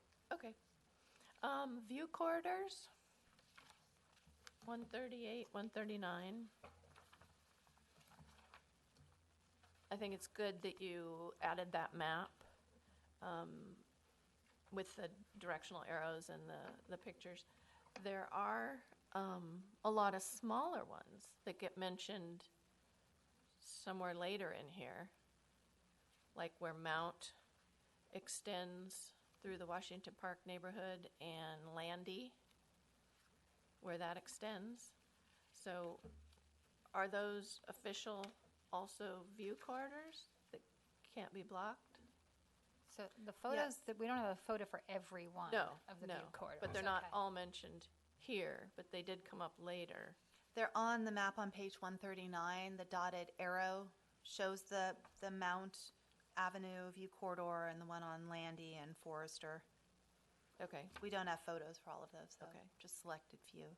We tried to pick the best, most illustrative photos that show Weber what it Street, is and where there is an open view, because in some cases, even though they're view corridors, they were somewhat Well, that blocked by trees and things, so they weren't as effective Yeah. at conveying what the idea is. so that was kind of my next question. Do we allow them to be overgrown by trees?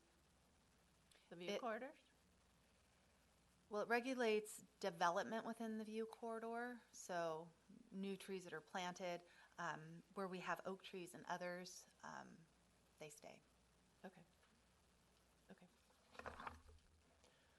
And the 35-foot clear obstruction of buildings and structures and 20 feet clear of obstruction by trees. So that's new trees? Not, I mean, you don't, the town doesn't put any effort in to make sure that those view corridors remain clear by trimming trees. Right. Is that what you're saying? Okay. Okay. Sorry to be going through all this boring little pieces, but, Well, This isn't, not at all. I just happened to catch something which yeah, go. is super detailed, so you'll all be very proud. On page 119, sorry to jump back, I was just going through the pedestrian facilities, and only because I walk there almost every day. The sidewalks aren't drawn exactly correctly.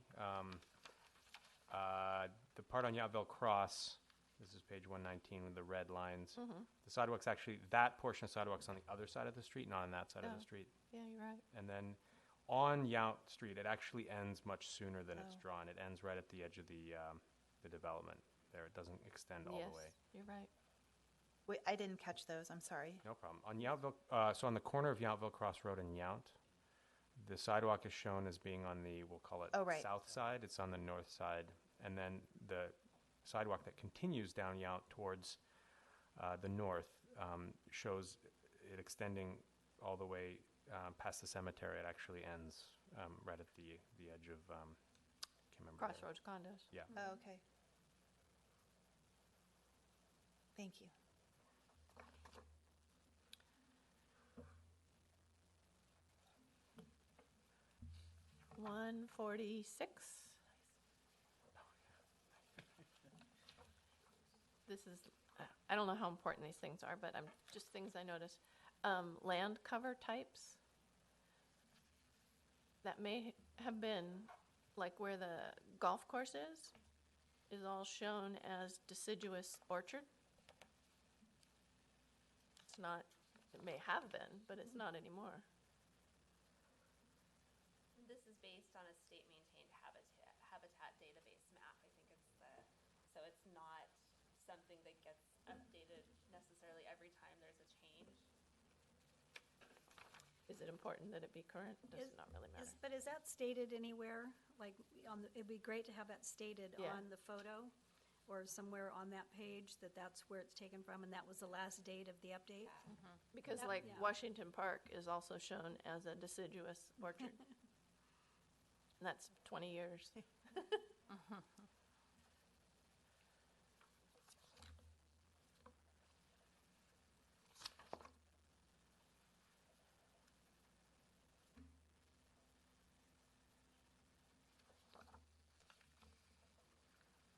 Anybody have anything else? I'm running out of, I don't have any more pages lit. So this is just I should know the answer to this. This is all just sort of describes the guidelines of what, this is the general plan, and then, because sometimes this talks about it like the general plan is another thing. Huh. No, But this is the general plan. This is the Yeah. general plan, and then this A is the general plan implementation, meaning Oh, the implementation, then this is, the schedule to implement the changes in the general plan, and those are Like- done in other documents. oh, okay, Like a flow chart. okay, Yeah. okay. Is there a bibliography in this? I'm sorry, not a bibliography. I'm looking for, what is the definition of underrepresented Retail. retail? You're looking And at, who- you're looking for a glossary. Yes, A glossary. glossary, that's what I There want, you go. yes. No. Who determines what's underrepresented? That would be determined by the decision makers at the time based on findings that a certain use has become overrepresented. In the zoning ordinance itself, if you look at the municipal code, chapter 17, there's pages and pages of definitions. And so while the zoning code and the design code is really is going to implement all of these policies, the definitions can be further delved into at that point. Okay. So if you want to say, well, how are we going to know what underrepresented it is? When we're implementing these zoning codes, in the definitions, we're going to say what those findings need to be in order to determine what that is, because that's what the purpose of those ordinances is. Does that help? It does, and I would imagine that some of those are fluid. Those definitions will have to be fluid, because, Likely, yeah, that's why findings would probably be associated with the definitions. Okay. For something like underrepresented retail. okay.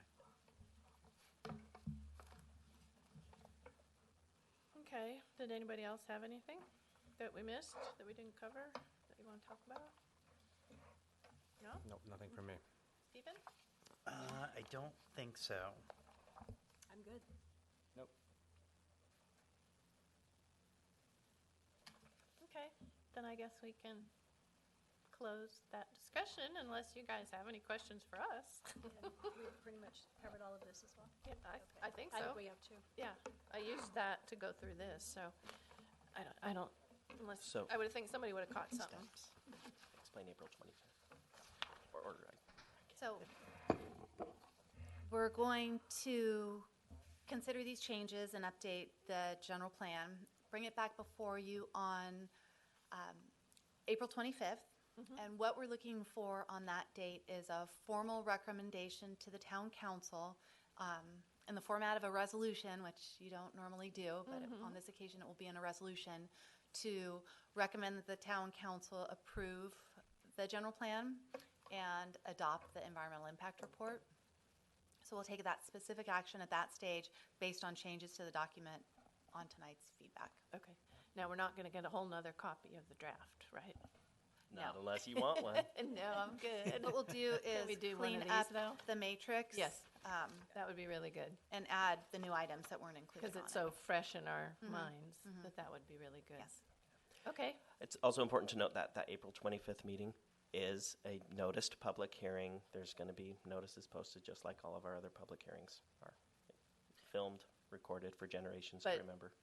there won't probably be as much discussion. We probably won't need to go through it page by page, but It's up to you guys. I hope not. I hope not. I vote no. I I vote believe no. we're strongly encouraged to state all our claims now, so as Yes. not Yes. to. Yes. Yes. With regard to that, so whatever document that we'll get will likely come in advance, and we can review it. There always is the case where, rather than opening up the discussion next Thursday for the sake of moving things forward, I'm assuming we can always email. If it was an issue that one of us brought up, we can email you directly, because it wasn't a zoning decision as much as it was feedback. That would probably facilitate getting to a point on the 25th where we've all seen it and are okay with it. Yes, but you'll want to do one-on-one communications with staff rather than create a serial meeting Yeah. of the ZDRB by having a discussion via email Yeah. amongst yourselves. Noted for the record. Okay, then if we're all finished with that, I will close that discussion and we can move on to the next item on the agenda. Good evening. So this next item before you is a question of whether the town should amend the rules for second floor plate height for an accessory dwelling unit that would be located above an existing detached garage that is located just 5 feet from side and rear property lines. And the staff report goes into some of the detail on the state law that imposed requirements on the town to amend its ordinances, and the ordinance that came before the ZDRB and the council and that was ultimately adopted. One of the things that the town had to change were the rules for an ADU over an existing garage. And there was a lot of discussion as to that item because it would allow a second-story structure or something greater than a one-story structure just 5 feet from side and rear property lines, which is very different than the existing fabric of town. Typically, if you're to do a second floor over a second floor, it must meet at least a 20-foot rear yard setback. And in the case of the Old Town Historic District, it must maintain an 8-foot setback. And so when we had originally brought the question to the council on this very specific ADU over an existing garage, after consulting with a then member of the ZDRB, architect Jared Denton, staff had recommended that we allow a 1.5-story structure at a 5-foot plate height, which would comply with California Building Code because of the roof line. It would allow the 7.5 foot interior height that is necessary for California Building Code, but it used plate height as a method to reduce massing. And what we know is that plate height has probably the greatest impact on adjoining neighbors. It's that vertical wall height, and it affects neighbors more so than really overall building height or the shape of the roof, because that's harder to see from an adjacent property owner.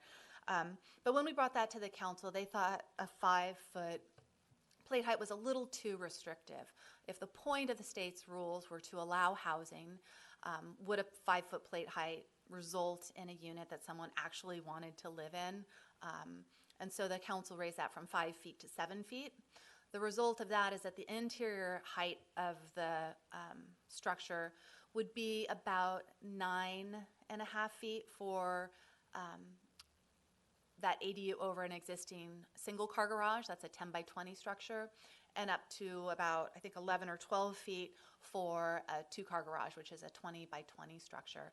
And so that was included in the code. But the council was clear that they were maintaining the 1.5-story height limit rather than a 2-story height limit, and that overall height was 24 feet rather than 28 or 30 feet.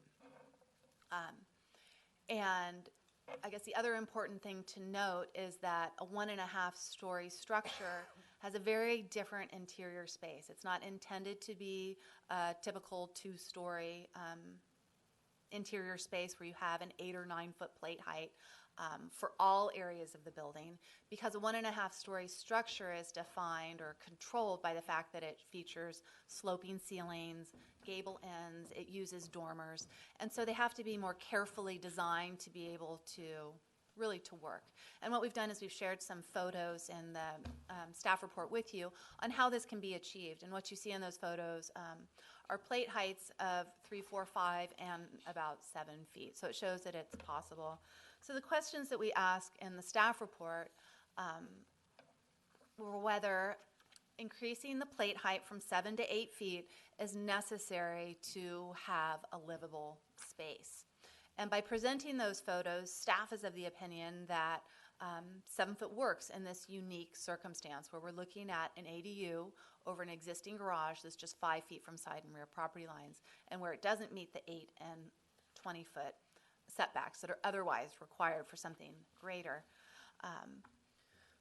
We also ask whether that 1 foot would have much, if at all, an impact on an adjoining property. And what we know from our discussions with architect Denton and working with plate height is that plate height has the greatest opportunity to impact neighbors. And we asked the question of whether the town's rules are too restrictive, and are we out of sync with the state requirements and this goal of providing more housing. Certainly by doing a lower plate height, the design has to be more carefully considered. You have to select the lower end of the lower height end of standard finishes. A door frame can be 7 feet.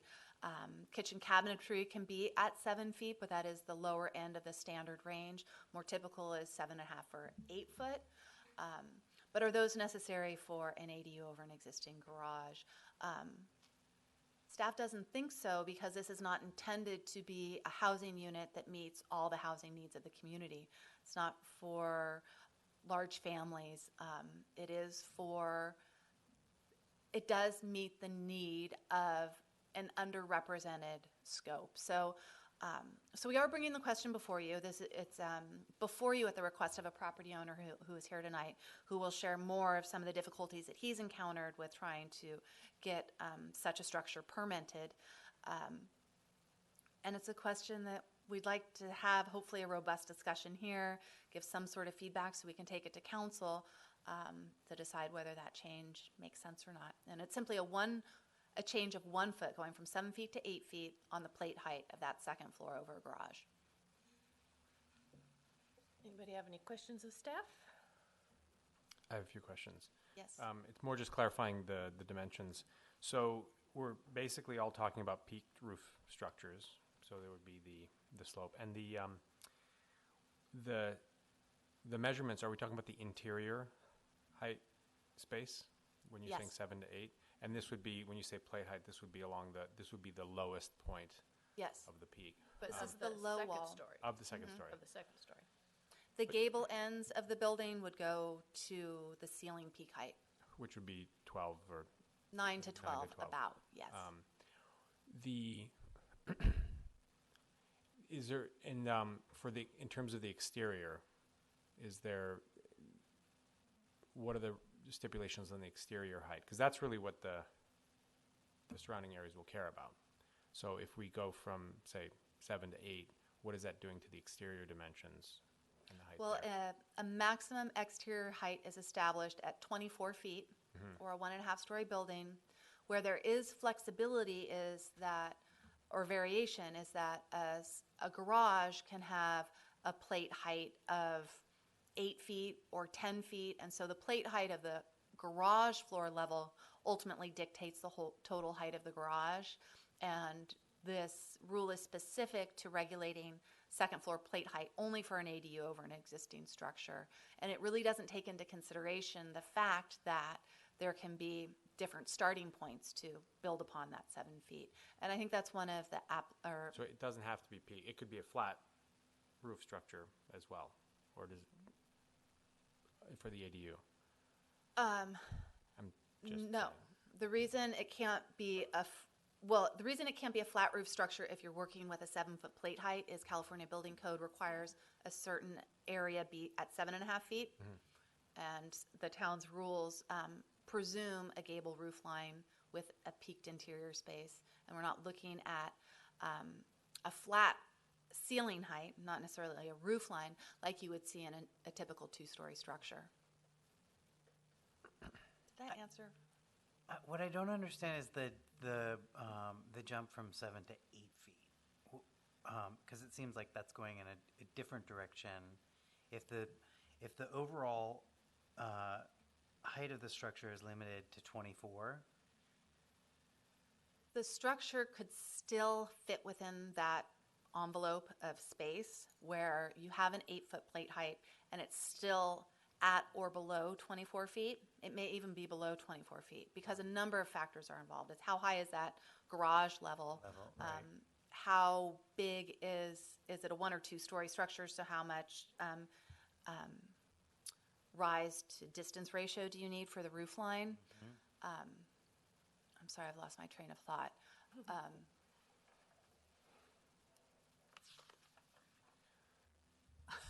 I Don't you totally hate lost that? it. I'm I sorry. know. I hate that. I do have a question that may jog. You meant you mentioned something about door. In other words, if you have a 7-foot plate height, that doesn't allow a doorway to go through that entrance, whereas an 8-foot plate height would. Is that a fair You can do the Well, no, it's door not at the going peak. anywhere. Yeah. It's just to show how the door on the gable end of the building would be at the same level as the roof line at that lower edge. Okay, so that's more aesthetic than the idea that the reason there aren't any doors out the side is because the plate height is too low legally. Oh, right.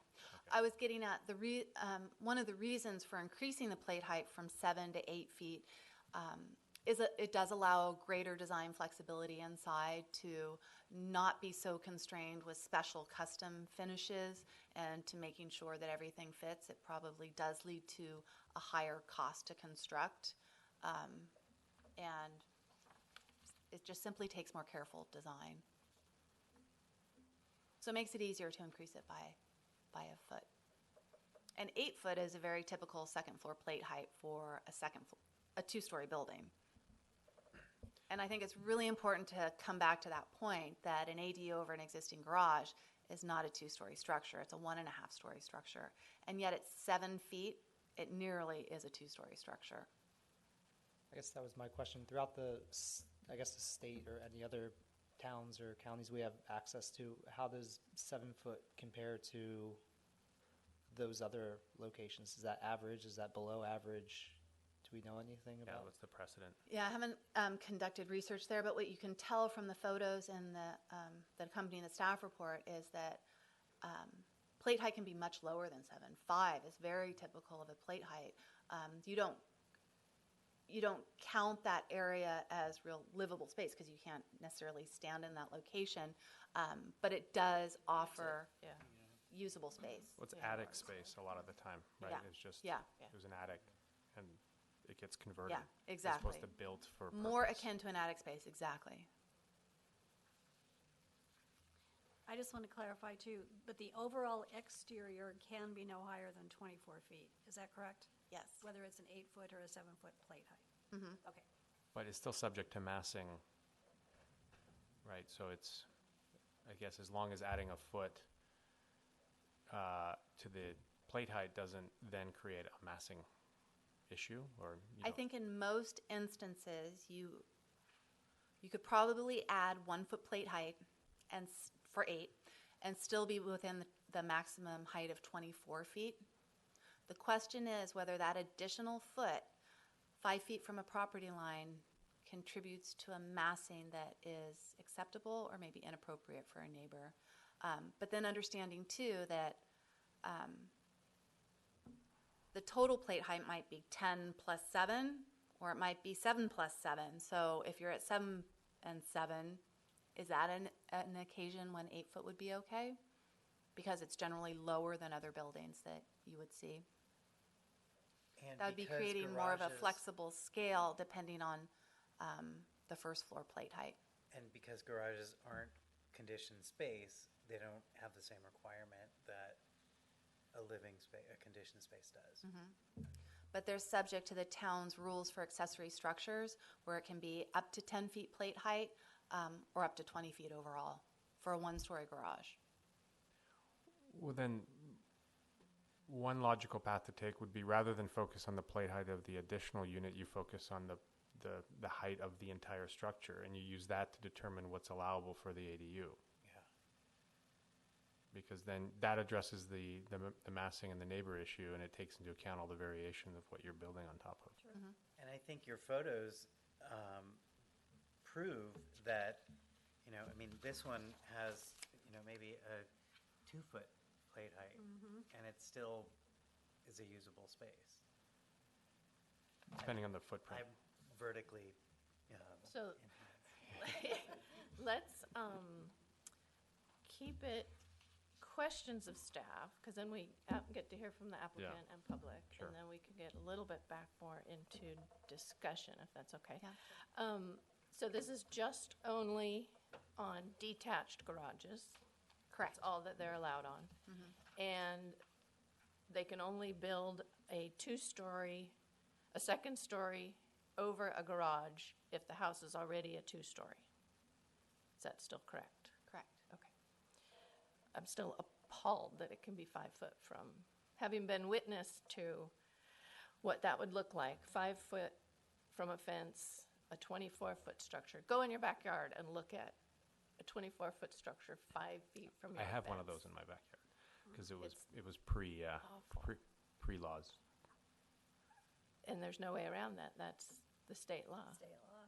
Yeah. Right. Okay. Does anybody have any more questions of staff? The ADU over a garage is required by state law where you meet the 5 foot setback, but the design and how that structure fits the context of Yountville is still up to the town's consideration to make But- sure that it fits. I mean, But you still get that. it's still 24 feet. ADU 5 over a foot from garage, right, fence. right. I brought those pictures. I don't know if I'm allowed to show them what it looks like. It's untenable that one neighbor would do that to another neighbor's backyard. I don't know where to go with that. Okay, anybody have any more questions of staff? And I would just clarify that there is, this is just an informational item seeking feedback. There is no applicant. But there's Oh, an okay. interested But there's member of the public. Yeah, we needed to move on to hearing from the applicant, who happens to be the public at this meeting. So if there's no more questions of staff, I will open up public comment if anyone would like to come up and say a few words. Come on up. Thank you very much. Thank you for name's- enduring through all of Oh, this. this is great. No, it's going What's your wonderful. plan? Al Perry is my name at 2930 Lincoln here in Yountville. I just wanted to clarify, just help out with some of the information, and if you have questions, I'm open. But I just want to go over a few things regarding the project. It is my ADU, and the main home is a two-story, and it sits in front, and it is about 28 feet. And the plate heights there are 8 foot on both levels, and some rooms have vaults, like the normal thing. This ADU is a 300 square foot ADU over the garage, over a single story garage, roughly 15 by 20 feet. We have to pop out the garage a little bit more. And 300 square feet is all I could build on it, the maximum. The total height of my proposed ADU with the 8 foot plate height is 22 feet 7 inches at the peak. Okay, out of consideration for my neighbor, my architect and I, we try to make it as compact as possible. One of the questions was the exterior plate height on that would be 17 feet, all right, the exterior. And then you have the 4.5 foot vault, okay? With a 7 foot plate height, it would be 16 feet, the exterior plate height, okay?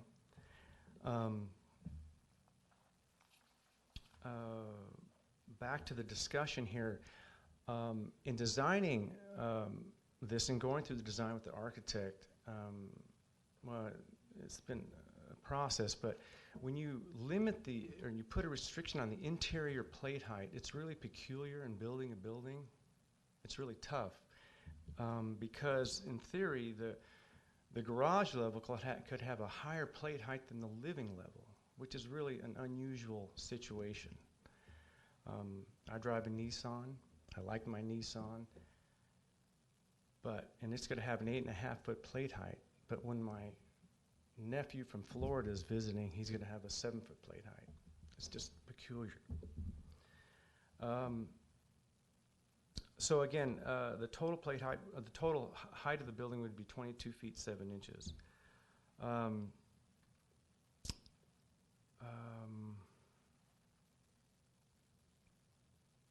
Okay, regarding all other buildings like single level and 2-story buildings in Yountville, there are plate height restrictions, but they are exterior.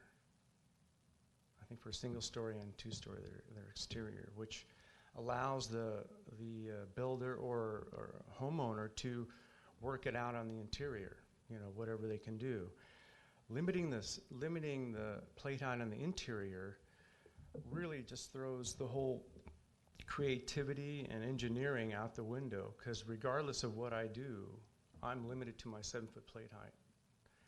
And which is basically, I think, really not done anymore, hardly. I know it's legal, but 7-foot plate height, there's probably a few homes in Yountville that have a 7-foot plate height, but they were built probably 100 years ago.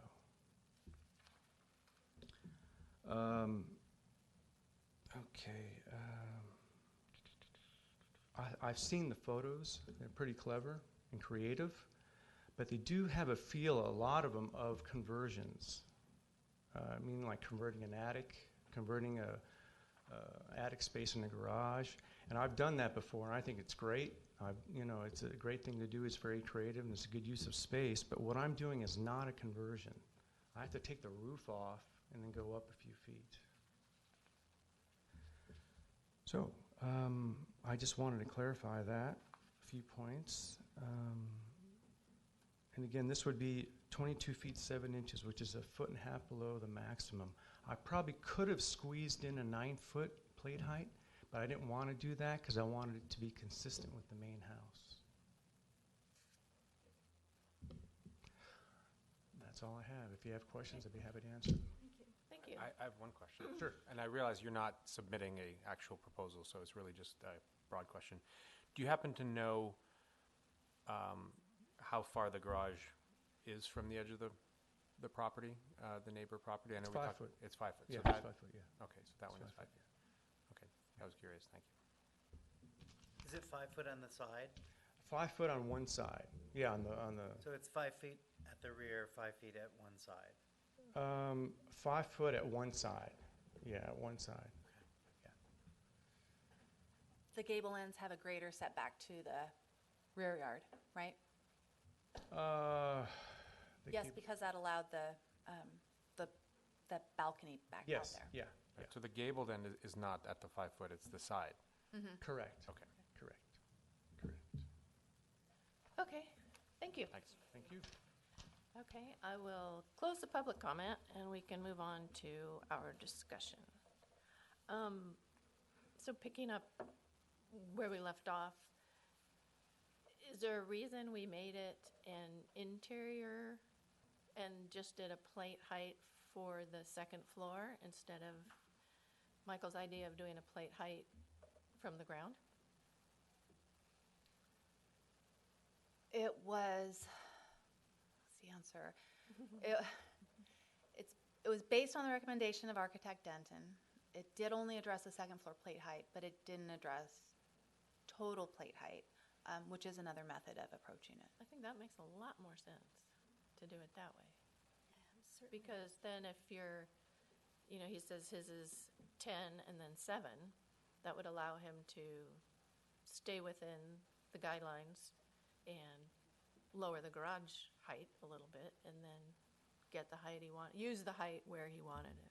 And any applicant to use the height where they want it. So it'd be determining what that total acceptable plate height would be, That makes, which in that's the an case easy- of his property is 17 feet based on conditions. If you want to And then let recommend them- 17 to the council, we can bring that forward to them. I would have stuck with 5 for the second story, but we're already at 17. Right, because if he's pulling the roof off the existing garage, he can adjust the height of the building any much he wants because he's putting a new ceiling height on the bottom section as well. So it really is about the whole structure. It's because Well, so he has the 8.5 foot Yeah. first floor plate height, 1.5 feet in roof assembly, floor and roof assembly, and then the additional 7 feet. But we're But not it- talking about just one. it's the whole building. You ADU can't The whole just, building. yeah, you have to We're do l- things to the roof. We're looking at an overall Yeah. town ordinance, Yeah. not just one specific Of course. project. Yeah. But it is to your point. We're talking about the entire structure. Yeah. So it strikes me that the guidelines should take that into account. Well, and presumably, if you had a plate height that was above ground of, 25 feet, and, or let's say it's more compromised than that, let's say it's 17 feet, you could excavate down, but you just have to engineer that to get more space on the lower plate height. Potentially. But leave it Great up to expense. It's more expensive and more, leave it Great up to the person doing it to solve it, and not us trying to solve it. So is there a recommendation for 17 feet overall plate Did you height? have any comments or thoughts? No, that's perfectly logical. Okay. And is that what, so that's saying if it's 8 and 1.5, that's 9.5, so it's 16.5, not 17.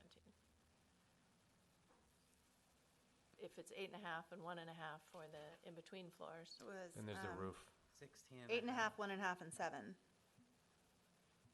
oh, 8.5. Why 8.5? Aren't That you was doing his two- example of his Oh, okay. garage is at 8.5 feet,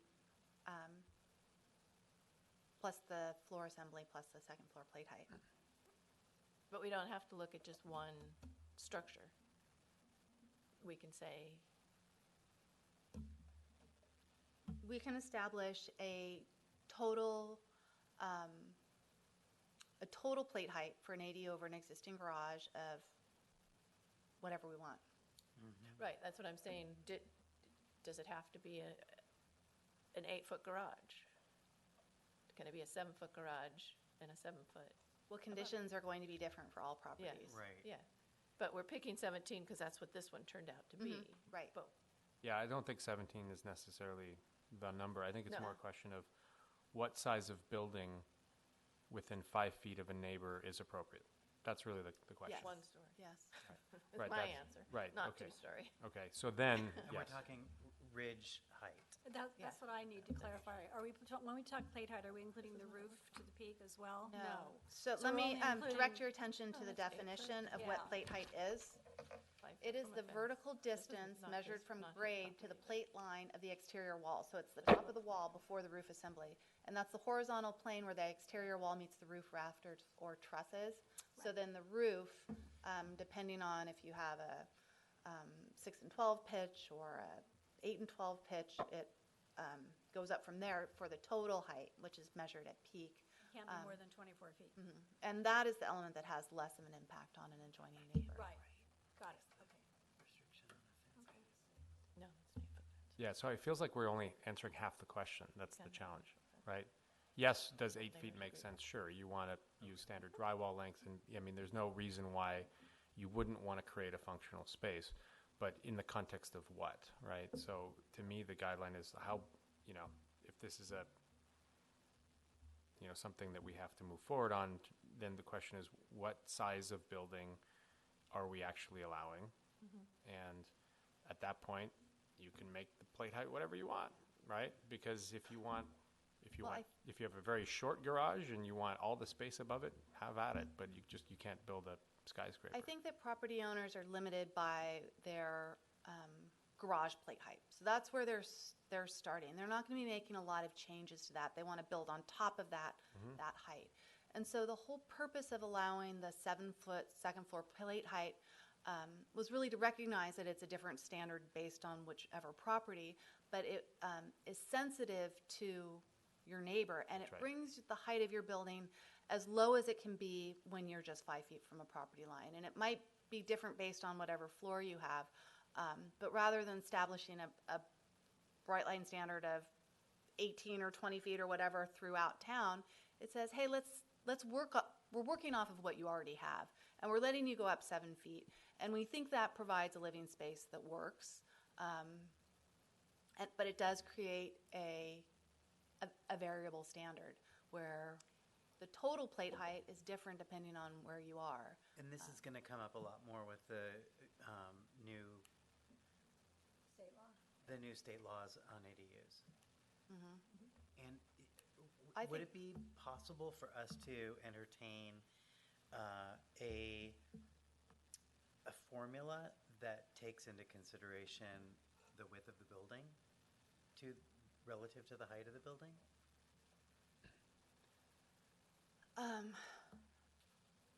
Yes, but I think in almost all cases, you're going to see the plate height elevation is the one that faces the side property line, and the one that is the closest with the biggest impact on your neighbor. The gable end has less of an impact because of the way the buildings are oriented on properties. You don't pull in perpendicular off of the street very often, and I can't think of one in town. I can. Oh, you can. I can say that the 7-foot plate height, which did result in a variable standard, was an effort to say, hey, we're forced to allow these second floor ADUs over an existing garage, but this is how we can limit the total maximum height, realizing it's different depending on your existing conditions. But that affects the end result for the neighbor. The other variable in the equation, though, is how far the structure is from the property line, right? So there's a case to be made that says if it's very close at the maximum or the minimum 5 feet, then the sensitivity and the impact to neighbor is high. If it's 10 feet away, then it's much lower. So, And the code addresses that. If you're able to maintain an 8-foot setback Yeah. in the Old Town Historic District, you can go up to 20-foot plate height and a 28-foot roof. So that's no longer an interior limitation. It goes to show that a height of a building depends on setback. And the Right. further you get away, the taller your building can go. And that makes sense because that impact is on your property. Okay, so I More think centrally oriented, and it doesn't have an impact on And it. is that think I get it state now. law? No. The 8 foot? No. 3 more feet is not that much. That's town code. But I get it now. I'm realizing now that with the combination of the requirement, but the proximity, what is the compromise, right? So we're talking about the garages that are within 5 and 8 feet from the property line that would otherwise get big for the neighbors, and so 7 is you basically say, how do we allow for somebody to make it functional, but how do you make it to the bare minimum to not start creating these encroachments? Exactly. Now I understand why the 7 came about. Thank you for Because clarifying that. the town's newish ADU regulations allow an ADU in this condition that otherwise wouldn't be permitted. Otherwise, you would have had to strictly maintain those 8-foot setbacks for the side and 20-foot for the rear, which simply aren't met in this case. So the lower plate height was an effort to understand an impact to a neighbor, mainly. I guess it is, it does favor the neighbor, although when the ordinance was adopted, the council raised the plate height from 5 to 7. So I do think the council was considering the needs of the homeowner and their desire for a usable unit, one that people want to be in, that isn't just uninhabitable based on the feeling of it, versus the needs and concerns of neighbors for this new development that otherwise what hasn't been permitted in Yountville. It's a tough question. So it's the 3 variables are basically distance from the property line, exterior height, and interior height, right? So if you're within the range of 5 to 8 feet, what is the maximum exterior height, plate height, so as not to create an encroachment, and then subsequently, what's the minimum amount of interior height that would be for that accessory dwelling unit? So to me, and we have, so there currently isn't a guideline for the exterior height within 5 to 8 feet. It seems like it has to be a part of this as well. Okay. So we need to come A up with total one? height isn't established because it maintains the lowest height possible for the adjoining neighbor based on existing conditions. A more standardized approach will raise everything up for neighbors throughout town. Because prior to this, if you were closer to 8 feet, there was no precedent because it just wouldn't be allowed. So now Well, I'd say a great example is the Allen residence, Jefferson at Starkey. And they have a garage that is 5 foot from the rear property line. And you see that they've adjusted the second floor ADU so that it's brought back 8 feet.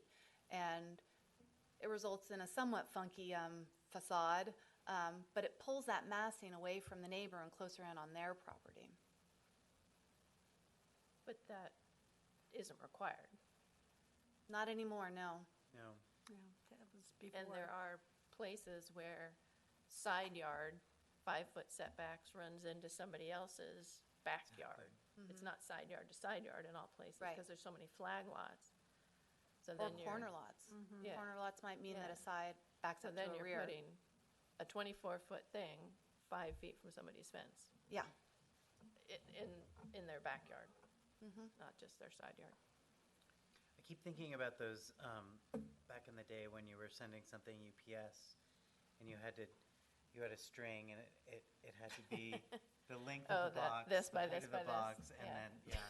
So come like, up with a there's formula. some magic combination that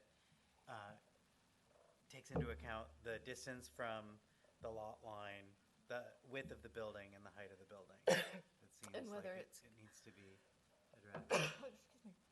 And whether it's the gable end or the side. Yeah. Makes a And we're big also difference. talking about the difference between the primary structure, the single-family residence, which is 20 feet from the front, 20 feet from the rear, between 5 and 8 on the sides, and a structure that's way beyond that envelope, tucked in a back corner. So, so that's why the different rules apply. Do I have a solution? It still feels like exterior plate height makes the most sense because it's the easiest to apply going forward. What do you pick for the height? And I think we're trying to accommodate existing conditions, but if, in the example that has been brought to us tonight, the roof is being taken off, maybe you take the plate height of the first floor down a foot to accommodate a second story that's livable. An overall plate height. Yeah, an I think overall that's plate height. the easiest way to apply it to all of town. So, That you basically say, do you want to do an 8-foot garage plate height and an 8-foot second floor plate height, and we'll determine what the standard floor assembly is, and it'll be 16 plus whatever that is? I mean, that seems the most fair, because otherwise it's almost impossible to set a precedent, because like you have all these old houses and different, I mean, I don't know enough about garage heights to make any conclusion, but let's say it's worst case scenario where they range 1.5 feet. There will be almost no way to use one case against another, unless you say, if you're adding a ADU on top of an existing garage, then yes, you can go to up to this plate height internally, as long as the garage is adjusted accordingly for a total height of, X. Then it feels like you're accommodating for trying to minimize the impact on the surrounding properties, but accommodating for the presence of an ADU that's going to be as livable and functioning as possible, versus having to just inherit an old garage and somehow having to squeeze it in. So I can work with our building official and the building inspector to determine what a reasonable garage floor plate height is, to allow a second floor plate height of 8 feet for the ADU, and then determine that floor assembly. What if that comes in under the 17 feet that this applicant Fine with that. wants? Yeah. Okay, all right. Good, we'll go to work on that and bring something to the town council then. We anticipate doing so on May 21st, so we have a little bit of time to work out this issue. Will we Okay. get a chance Let's to get see a, this again? a formal, a motion and a motion. vote. Yep. Okay. You Sort wanna do of that? pretty much exactly what She said. Sandra. Can we motion your words? I'm Can very we? moved. So moved? I don't think so. Can we say Second. that to yours? Yeah. All in favor? Aye. I'm clear. Aye. Good. All right. Mikhail. Okay, Okay, we are fine. We have any other staff informational reports or anything that I need to know? April 25th, please keep that open. That's an Be important back here. special meeting. Yes. 6 p.m.? And Same time? can we Yes. get our amendments? The moment it's done 25th. and ready, we will prepare that 26th. agenda to send it off to you. So when we finish it on April 23rd, no, I'm joking. No. Okay. Yes. Yes. Okay, then I will move to adjourn. I Second. All in Third. favor? Aye. Great. Thank you. The light is still on. Don't.